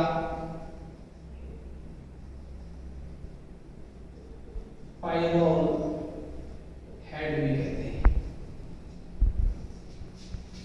यानी कि क्लोरोफिल जो अणु है इसका जो शीर्ष है ये हाइड्रोफिलिक भी कहलाता है, पोरफायरिन हेड भी कहलाता है, टेट्रापैरोल हेड भी कहलाता है। इसका जो व्यास होता है क्लोरोफिल अणु के शीर्ष का ये होता है 15 by 15 angstrom.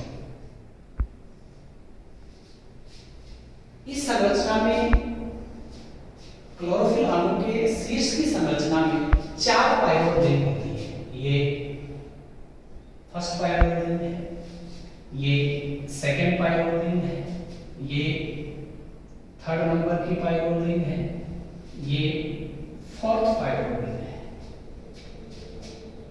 First, second, third, इसको ठीक से लिख लेते हैं, third and fourth, 4 pyrrole ring होती है। इन चारों पायरोल रिंगों के बीच में, इनके सेंटर में, केंद्र में मैग्नीशियम परमाणु होता है।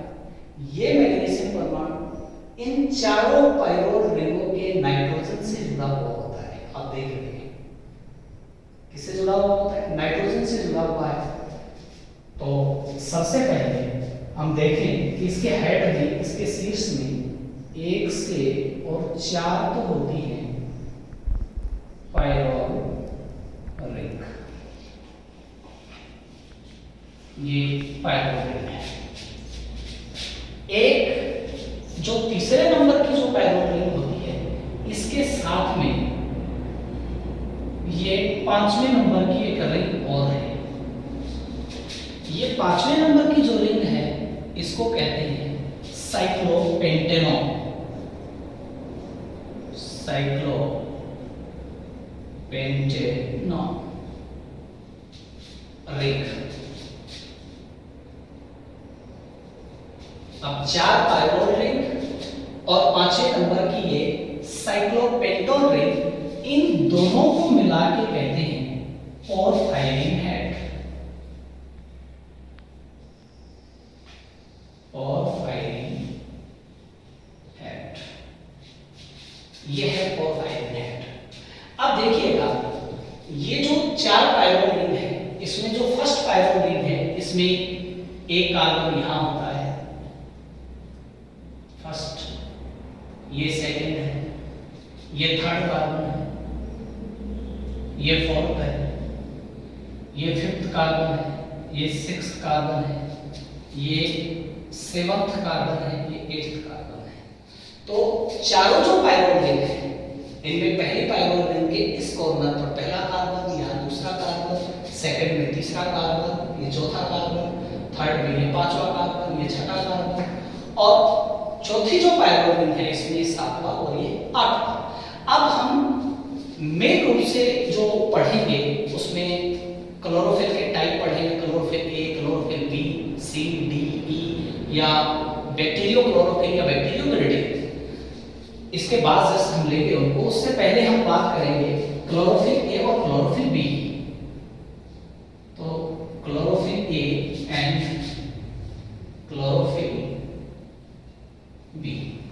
अब देखिएगा, यहां से सवाल पूछा जाता है क्लोरोफिल ए और क्लोरोफिल बी के बारे में, दोनों में डिफरेंस क्या है मेजर रूप से वो देखिएगा कि जो क्लोरोफिल ए है, क्लोरोफिल ए में जो सेकंड पायरोल रिंग है, इस सेकंड पायरोल रिंग का जो थर्ड नंबर का कार्बन है, ध्यान से सुनिएगा, क्लोरोफिल ए की जो पोरफायरिन जो हेड है, इस पोरफायरिन हेड में सेकंड नंबर की जो पायरोल रिंग है, इस सेकंड नंबर की पायरोल रिंग में जो तीसरे नंबर का कार्बन है, इस तीसरे नंबर के कार्बन पर एक फंक्शनल ग्रुप जुड़ा हुआ होता है जिसको कहते हैं मिथाइल ग्रुप। इस फंक्शनल ग्रुप का नाम क्या है? मिथाइल ग्रुप समूह। तो ये मिथाइल समूह कहां जुड़ा हुआ है? सेकेंड पायरोल रिंग के थर्ड कार्बन पर, यानी कि यहां जुड़ा हुआ होता है मिथाइल ग्रुप। ठीक है। सेम इसी प्रकार से अगर क्लोरोफिल बी की बात करें तो क्लोरोफिल बी में सेम इसी नंबर पर, यानी कि सेकेंड पायरोल रिंग की जो तीसरा कार्बन होता है उसमें क्लोरोफिल बी में एल्डिहाइड ग्रुप जुड़ा हुआ होता है, CHO समूह, एल्डिहाइड ग्रुप ये जुड़ा हुआ होता है। यानी कि अगर अब हम CH3 की जगह यहां CHO समूह को लगा देंगे तो ये बन गया क्लोरोफिल बी। क्या बन गया? Chlorophyll B. तो मेजर रूप से फर्स्ट डिफरेंस ये है क्लोरोफिल ए और बी में कि क्लोरोफिल ए जो होता है, क्लोरोफिल ए में सेकंड जो पायरोल रिंग है, ढंग से समझ लीजिएगा, सेकंड जो पायरोल रिंग है, सेकंड पायरोल रिंग के थर्ड कार्बन पर क्लोरोफिल ए में क्या जुड़ा हुआ होता है? मिथाइल ग्रुप जुड़ा हुआ होता है, CH3। और क्लोरोफिल बी में इसी सेकंड पायरोल रिंग में जुड़ा हुआ होता है एल्डिहाइड ग्रुप, यानी कि CH। ठीक है।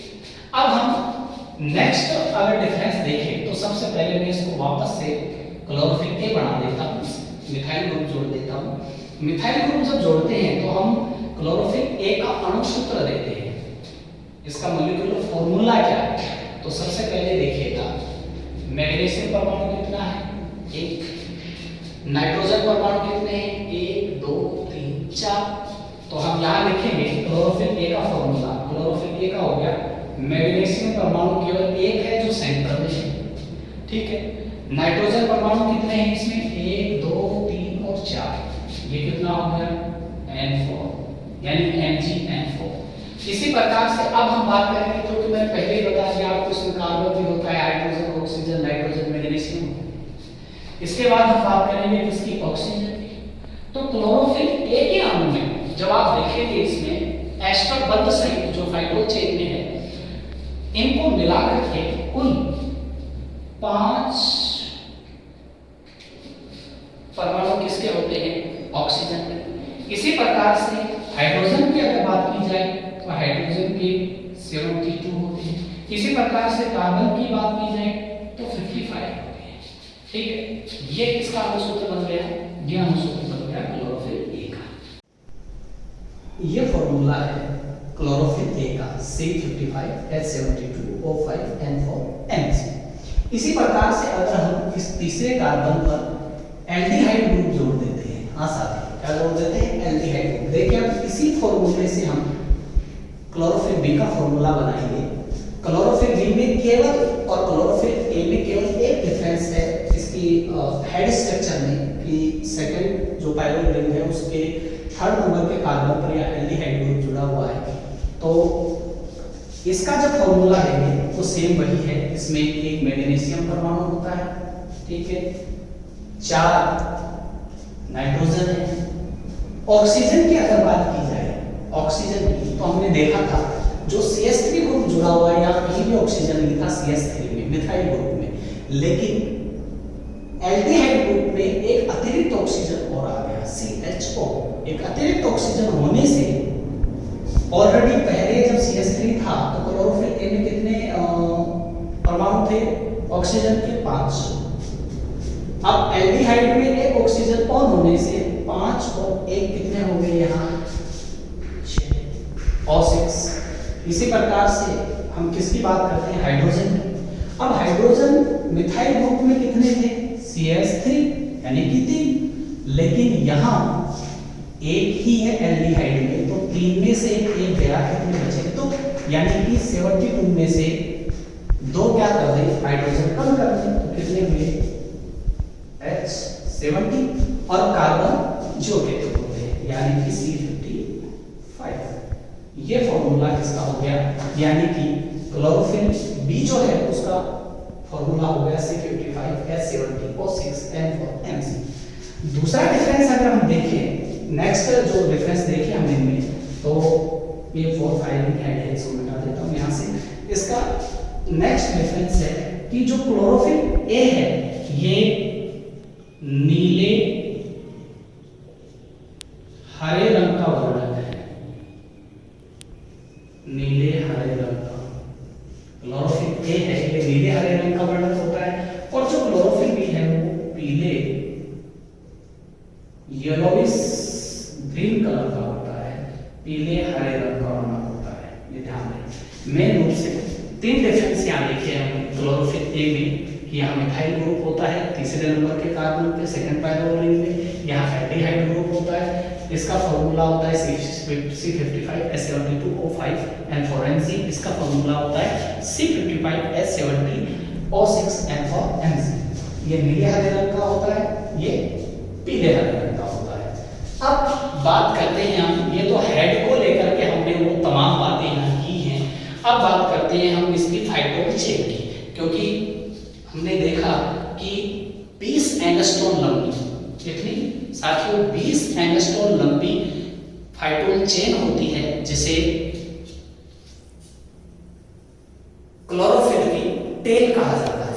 तो ये फाइटोल चेन जो होती है ये फाइटोल चेन 7वें नंबर का जो ये कार्बन होता है इस 7वें नंबर के कार्बन से जुड़ी हुई होती है। इसकी लेंथ होती है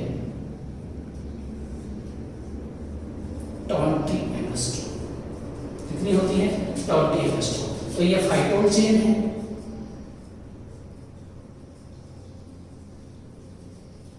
जो फाइटोल चेन चौथे नंबर की जो पायरोल रिंग है उसके जो 7वें नंबर का कार्बन है उस 7वें नंबर के कार्बन से 20 एंगस्ट्रॉम लंबी फाइटोल चेन होती है जिसे फाइटोल टेल कहा जाता है, क्लोरोफिल की पूंछ कहा जाता है। तो ये होगी क्लोरोफिल अणु की संरचना। फिर सुन लीजिए क्लोरोफिल जो अणु है इसकी संरचना 2 भागों में डिवाइड होती है। एक पोरफायरिन हेड होता है। पोरफायरिन हेड 15 बाई 15 एंगस्ट्रॉम का होता है। इसमें 4 पायरोल रिंग होती हैं। चारों पायरोल रिंग के सेंटर में मैग्नीशियम होता है और ये मैग्नीशियम परमाणु इन चारों पायरोल रिंगों के नाइट्रोजन से जुड़ा हुआ होता है।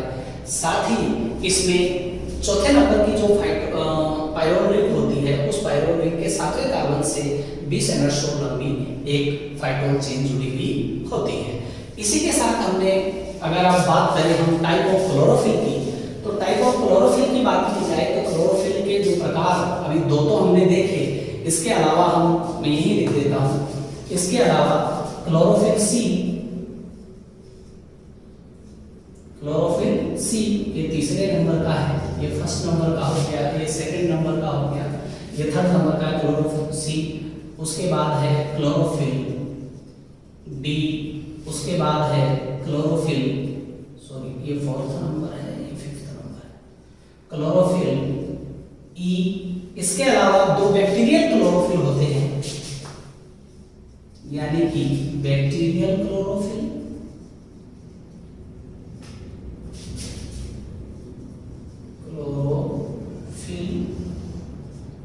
और 6वें नंबर का होता है 7वें नंबर का होता है बैक्टीरियोविरिडी।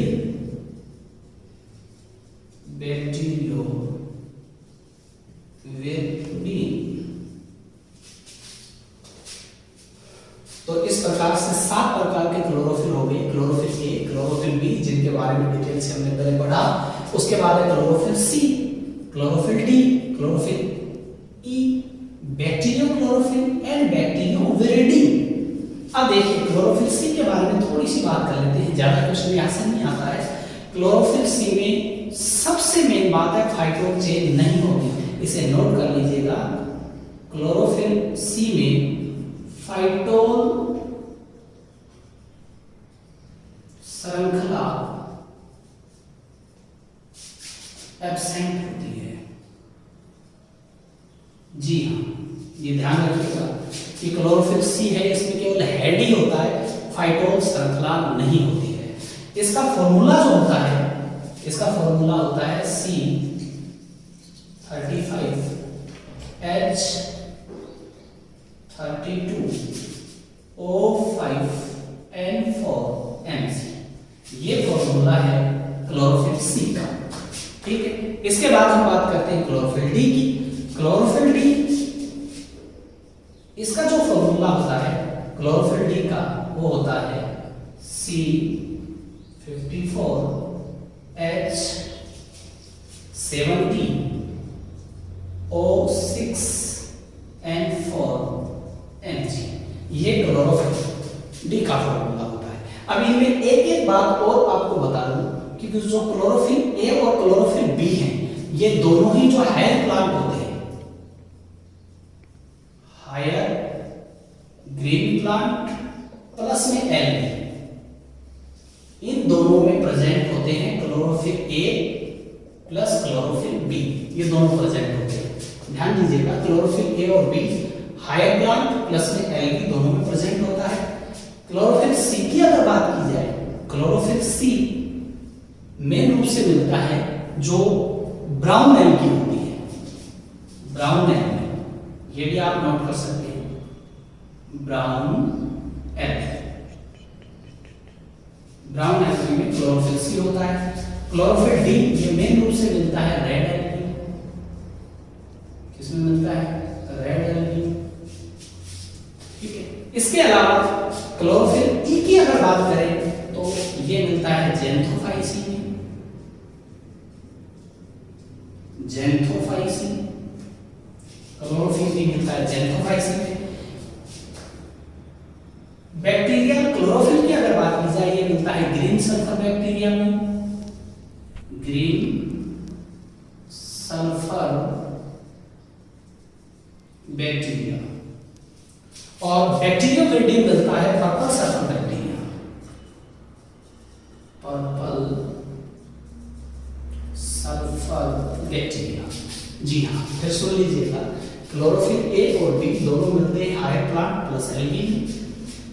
क्लोरोफिल सी मिलता है ब्राउन एल्गी में, क्लोरोफिल डी मिलता है रेड एल्गी में, क्लोरोफिल ई मिलता है जेंथोफाइसिन में, बैक्टीरियो क्लोरोफिल मिलता है ग्रीन सल्फर बैक्टीरिया में, और बैक्टीरियो विरिडी मिलता है पर्पल सल्फर बैक्टीरिया।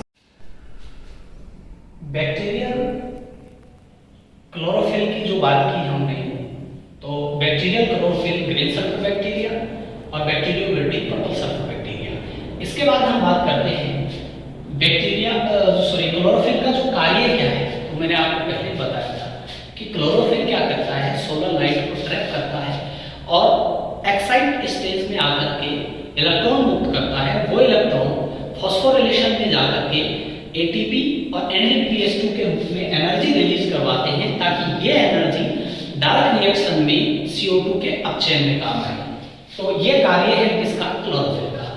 इसके अलावा क्लोरोफिल के बारे में महत्वपूर्ण जानकारी और है कि जो क्लोरोफिल अणु है, इसका संश्लेषण यानी बायोसिंथेसिस ऑफ क्लोरोफिल अगर देखें, बायोसिंथेसिस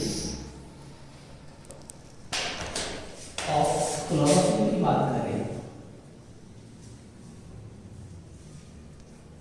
तो इसमें कुछ मेन पॉइंट जो है वो देखिएगा कि क्लोरोफिल है ये ग्लाइसिन प्लस में सक्सिनिक को एंजाइम ए, ग्लाइसिन प्लस में सक्सिनिक को ए ये दोनों मिलकर के और किसका निर्माण करते हैं, या तो टेम्परेचर बेसिस से प्रोसेस होगी या लाइट बेसिस से प्रोसेस होगी, इनकी प्रेजेंसी में, और ये बनाते हैं क्लोरोफिल। लेकिन यहां नोट करने की बात है, वो नोट कर लीजिएगा कि एल्गी, ब्रायोफाइटा, टेरिडोफाइटा,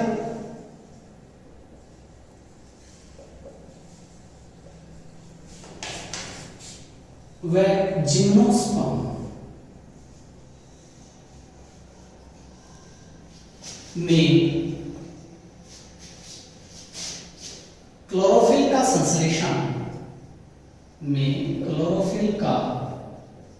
संश्लेषण तापमान पर निर्भर है। ध्यान रहे, यही बात है जो मैं बताना चाह रहा हूं आपको, तापमान पर निर्भर है।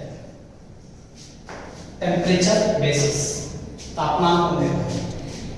इसी प्रकार से नोट में सेकंड पॉइंट है, एंजियोस्पर्म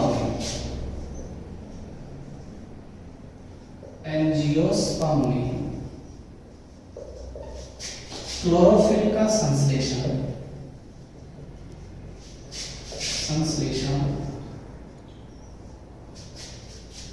प्रकाश यानी कि लाइट पर निर्भर है।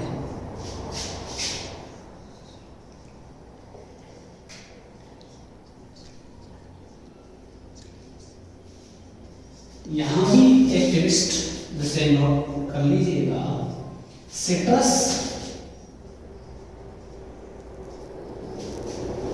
और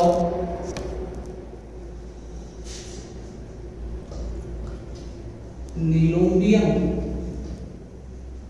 यानी कि कवक में क्लोरोफिल का संश्लेषण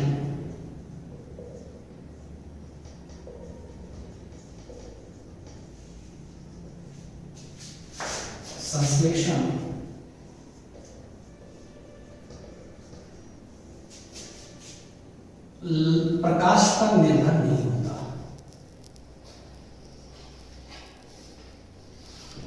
निर्भर नहीं है। ध्यान रहे, हम बायोसिंथेसिस क्लोरोफिल पढ़ रहे हैं, ग्लाइसिन प्लस में सेक्सनिन को एंजाइम टेम्परेचर या लाइट प्रेजेंसी में क्लोरोफिल बना रहे हैं। यहाँ नोट इसीलिए किया गया है क्योंकि एल्गी, ब्रायोफाइटा और जिम्नो में क्लोरोफिल का संश्लेषण टेम्परेचर बेसिस होता है, तापमान पर डिपेंडेंट होता है। एंजियोस्पर्म में क्लोरोफिल का संश्लेषण टेम्परेचर डिपेंडेंट में होकर लाइट पर निर्भर करता है। सिट्रस और नीलोम्बियम ऐसे एंजियोस्पर्म हैं जिनमें क्लोरोफिल का संश्लेषण लाइट पर डिपेंडेंट नहीं होता है। इसी के साथ हम नेक्स्ट वर्णन की अगर बात करें, क्योंकि हमने पढ़ा कि पिगमेंट्स 3 टाइप के होते हैं, उसमें सबसे पहले हमने क्लोरोफिल को क्लियर किया। उसके बाद हम बात करते हैं नेक्स्ट कैरोटीनॉइड्स।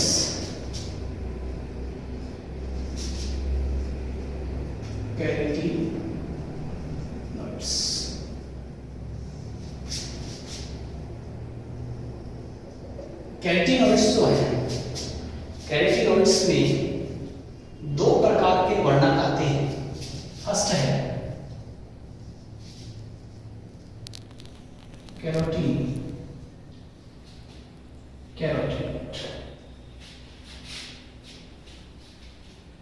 कैरोटीन इस वर्णक, इस पिगमेंट की खोज की थी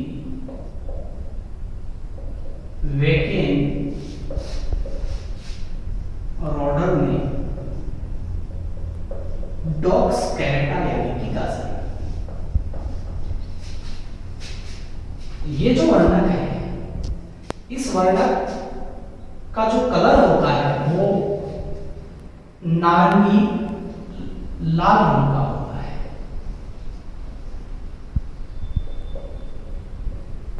लाल रंग का होता है, ये ऑरेंज रेड कलर का होता है। इसका जो फॉर्मूला होता है वो है C40, यानी कि कार्बन की 40 H56। कैरोटीन गाजर ने इसे खोजा गया था। मेन रूप से गाजर ने जिस कैरोटीन की खोज की गई थी, क्योंकि कैरोटीन 3 प्रकार के होते हैं, कैरोटीन 3 टाइप के होते हैं, ये alpha carotene, beta carotene and gamma carotene. सबसे कॉमन प्रकार का जो कैरोटीन होता है वो है बीटा कैरोटीन। बीटा कैरोटीन एक कॉमन प्रकार का कैरोटीन है। गाजर में, डॉक्स कैरोटा में, गाजर में अगर सबसे ज्यादा मात्रा में कोई कैरोटीन है तो वो है बीटा कैरोटीन। गाजर में सर्वाधिक होता है बीटा कैरोटीन। इसी प्रकार से लाइकोपीन, लाइकोपीन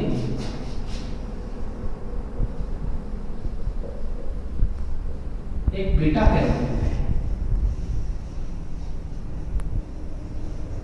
बीटा कैरोटीन है जिसके कारण टमाटर का रंग लाल होता है, रंग लाल होता है। बीटा कैरोटीन लाइकोपीन है जिसके कारण टमाटर का रंग लाल होता है। इस कैरोटीन का कार्य क्या है? ये कैरोटीन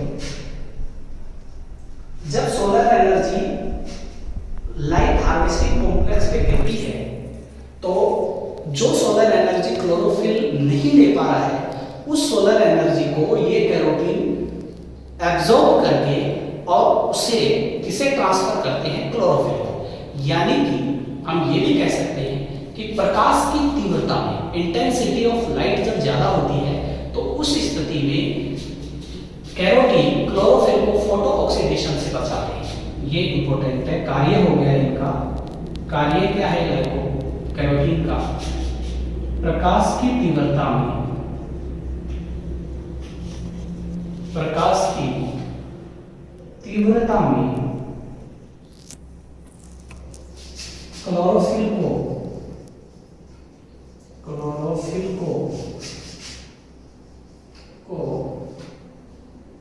फोटो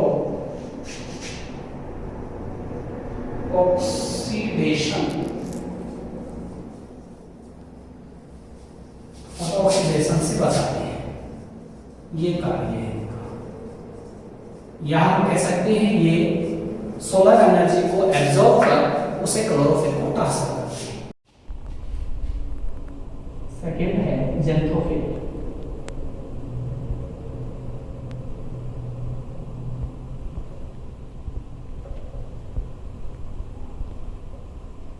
ज़ैंथोफिल इसे ऑक्सीकृत कैरोटीन कहते हैं।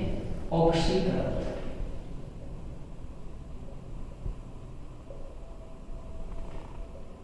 कैरोटीन,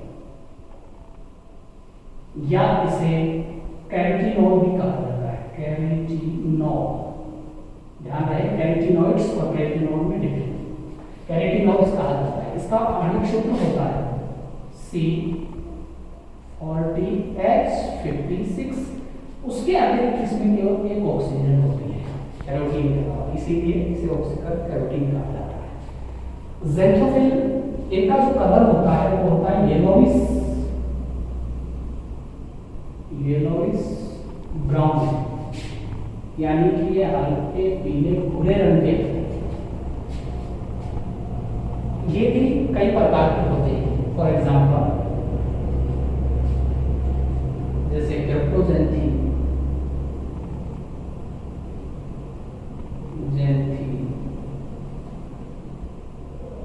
वाइवोलोजैंथीन,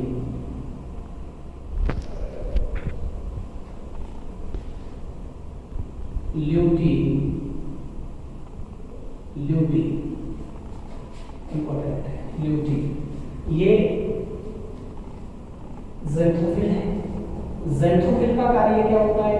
सेम उसी प्रकार से ये भी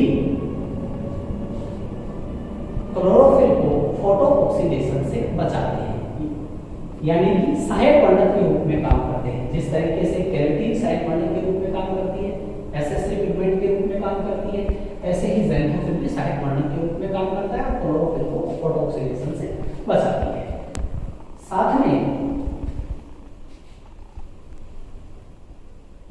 बीटा कैरोटीन, ये नोट कर लीजिएगा, बीटा कैरोटीन प्लस ल्यूटीन, ये दोनों ही कैरोटीनॉइड्स ग्रीन प्लांट में मिलते हैं, ग्रीन प्लांट में उपस्थित होते हैं। यानी कैरोटीनॉइड्स में ये कॉमन है, बीटा कैरोटीन और ल्यूटीन, जो ग्रीन प्लांट्स में मिलते हैं।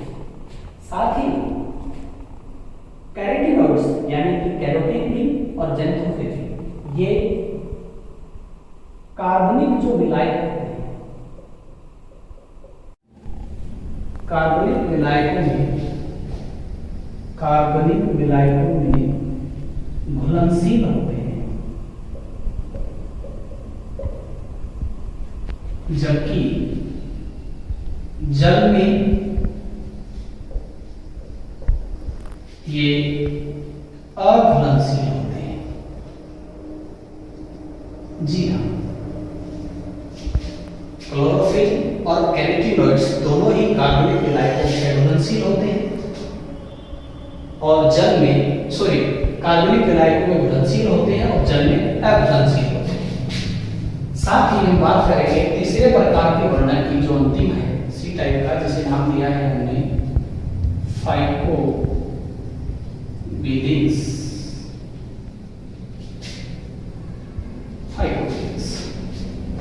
फाइकोबिलिन्स इसे कॉन्जुगेटेड प्रोटीन कहते हैं, कॉन्जुगेटेड प्रोटीन यानी संयुक्त प्रोटीन के नाम से भी इसे जाना जाता है।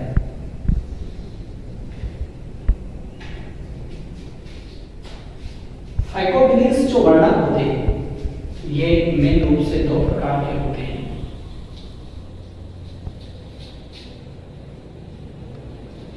फाइकोसाइनिन और फाइकोएरिथ्रिन।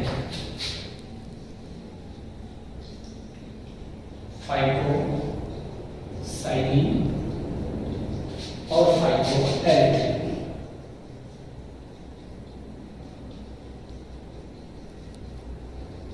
फाइकोसाइनिन ब्लू कलर का होता है,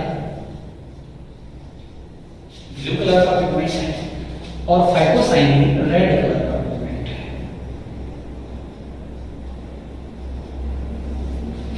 ये दोनों ही पिगमेंट, फाइकोसाइनिन और फाइकोएरिथ्रिन, ये दोनों ही पिगमेंट यानी कि फाइकोसाइनिन है, ये बीजीए में मिलता है, ब्लू ग्रीन एल्गे में मिलता है, जिसके कारण उसका नीला हरा रंग होता है, बीजीए या साइनोबैक्टीरिया का।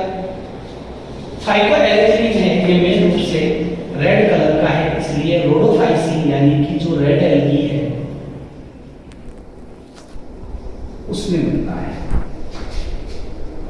इन पिगमेंट्स के कारण ही जो रेड एल्गी है वो समुद्र में गहराई में मिलती है, इसलिए डीपेस्ट एल्गी कहते हैं। और इन्हीं वर्णकों के कारण जो रेड एल्गी है वो इतनी गहराई में भी प्रकाश संश्लेषण कर पाती है। साथ ही फाइकोबिलिन्स जो वर्णक है, इनका जो कार्य है वो मेन रूप से एसेसरी पिगमेंट के रूप में है। जिस तरीके से कैरोटीनॉइड्स का कार्य एसेसरी पिगमेंट के रूप में था, ऐसे ही ये भी एसेसरी पिगमेंट्स के रूप में काम करती है, यानी सहायक वर्णक के रूप में काम करती है। ये पिगमेंट फाइकोबिलिन्स भी सूर्य से आने वाली जो लाइट होती है उसको एब्जॉर्ब करके और क्लोरोफिल को ट्रांसफर करती है, यानी ये भी क्लोरोफिल को फोटो ऑक्सीडेशन से बचाती है। जो फाइकोबिलिन्स है, फाइकोबिलिन्स के बारे में, फाइकोबिलिन्स हॉट वाटर में सोल्यूबल होती है, यानी कि गर्म जल में घुलनशील है।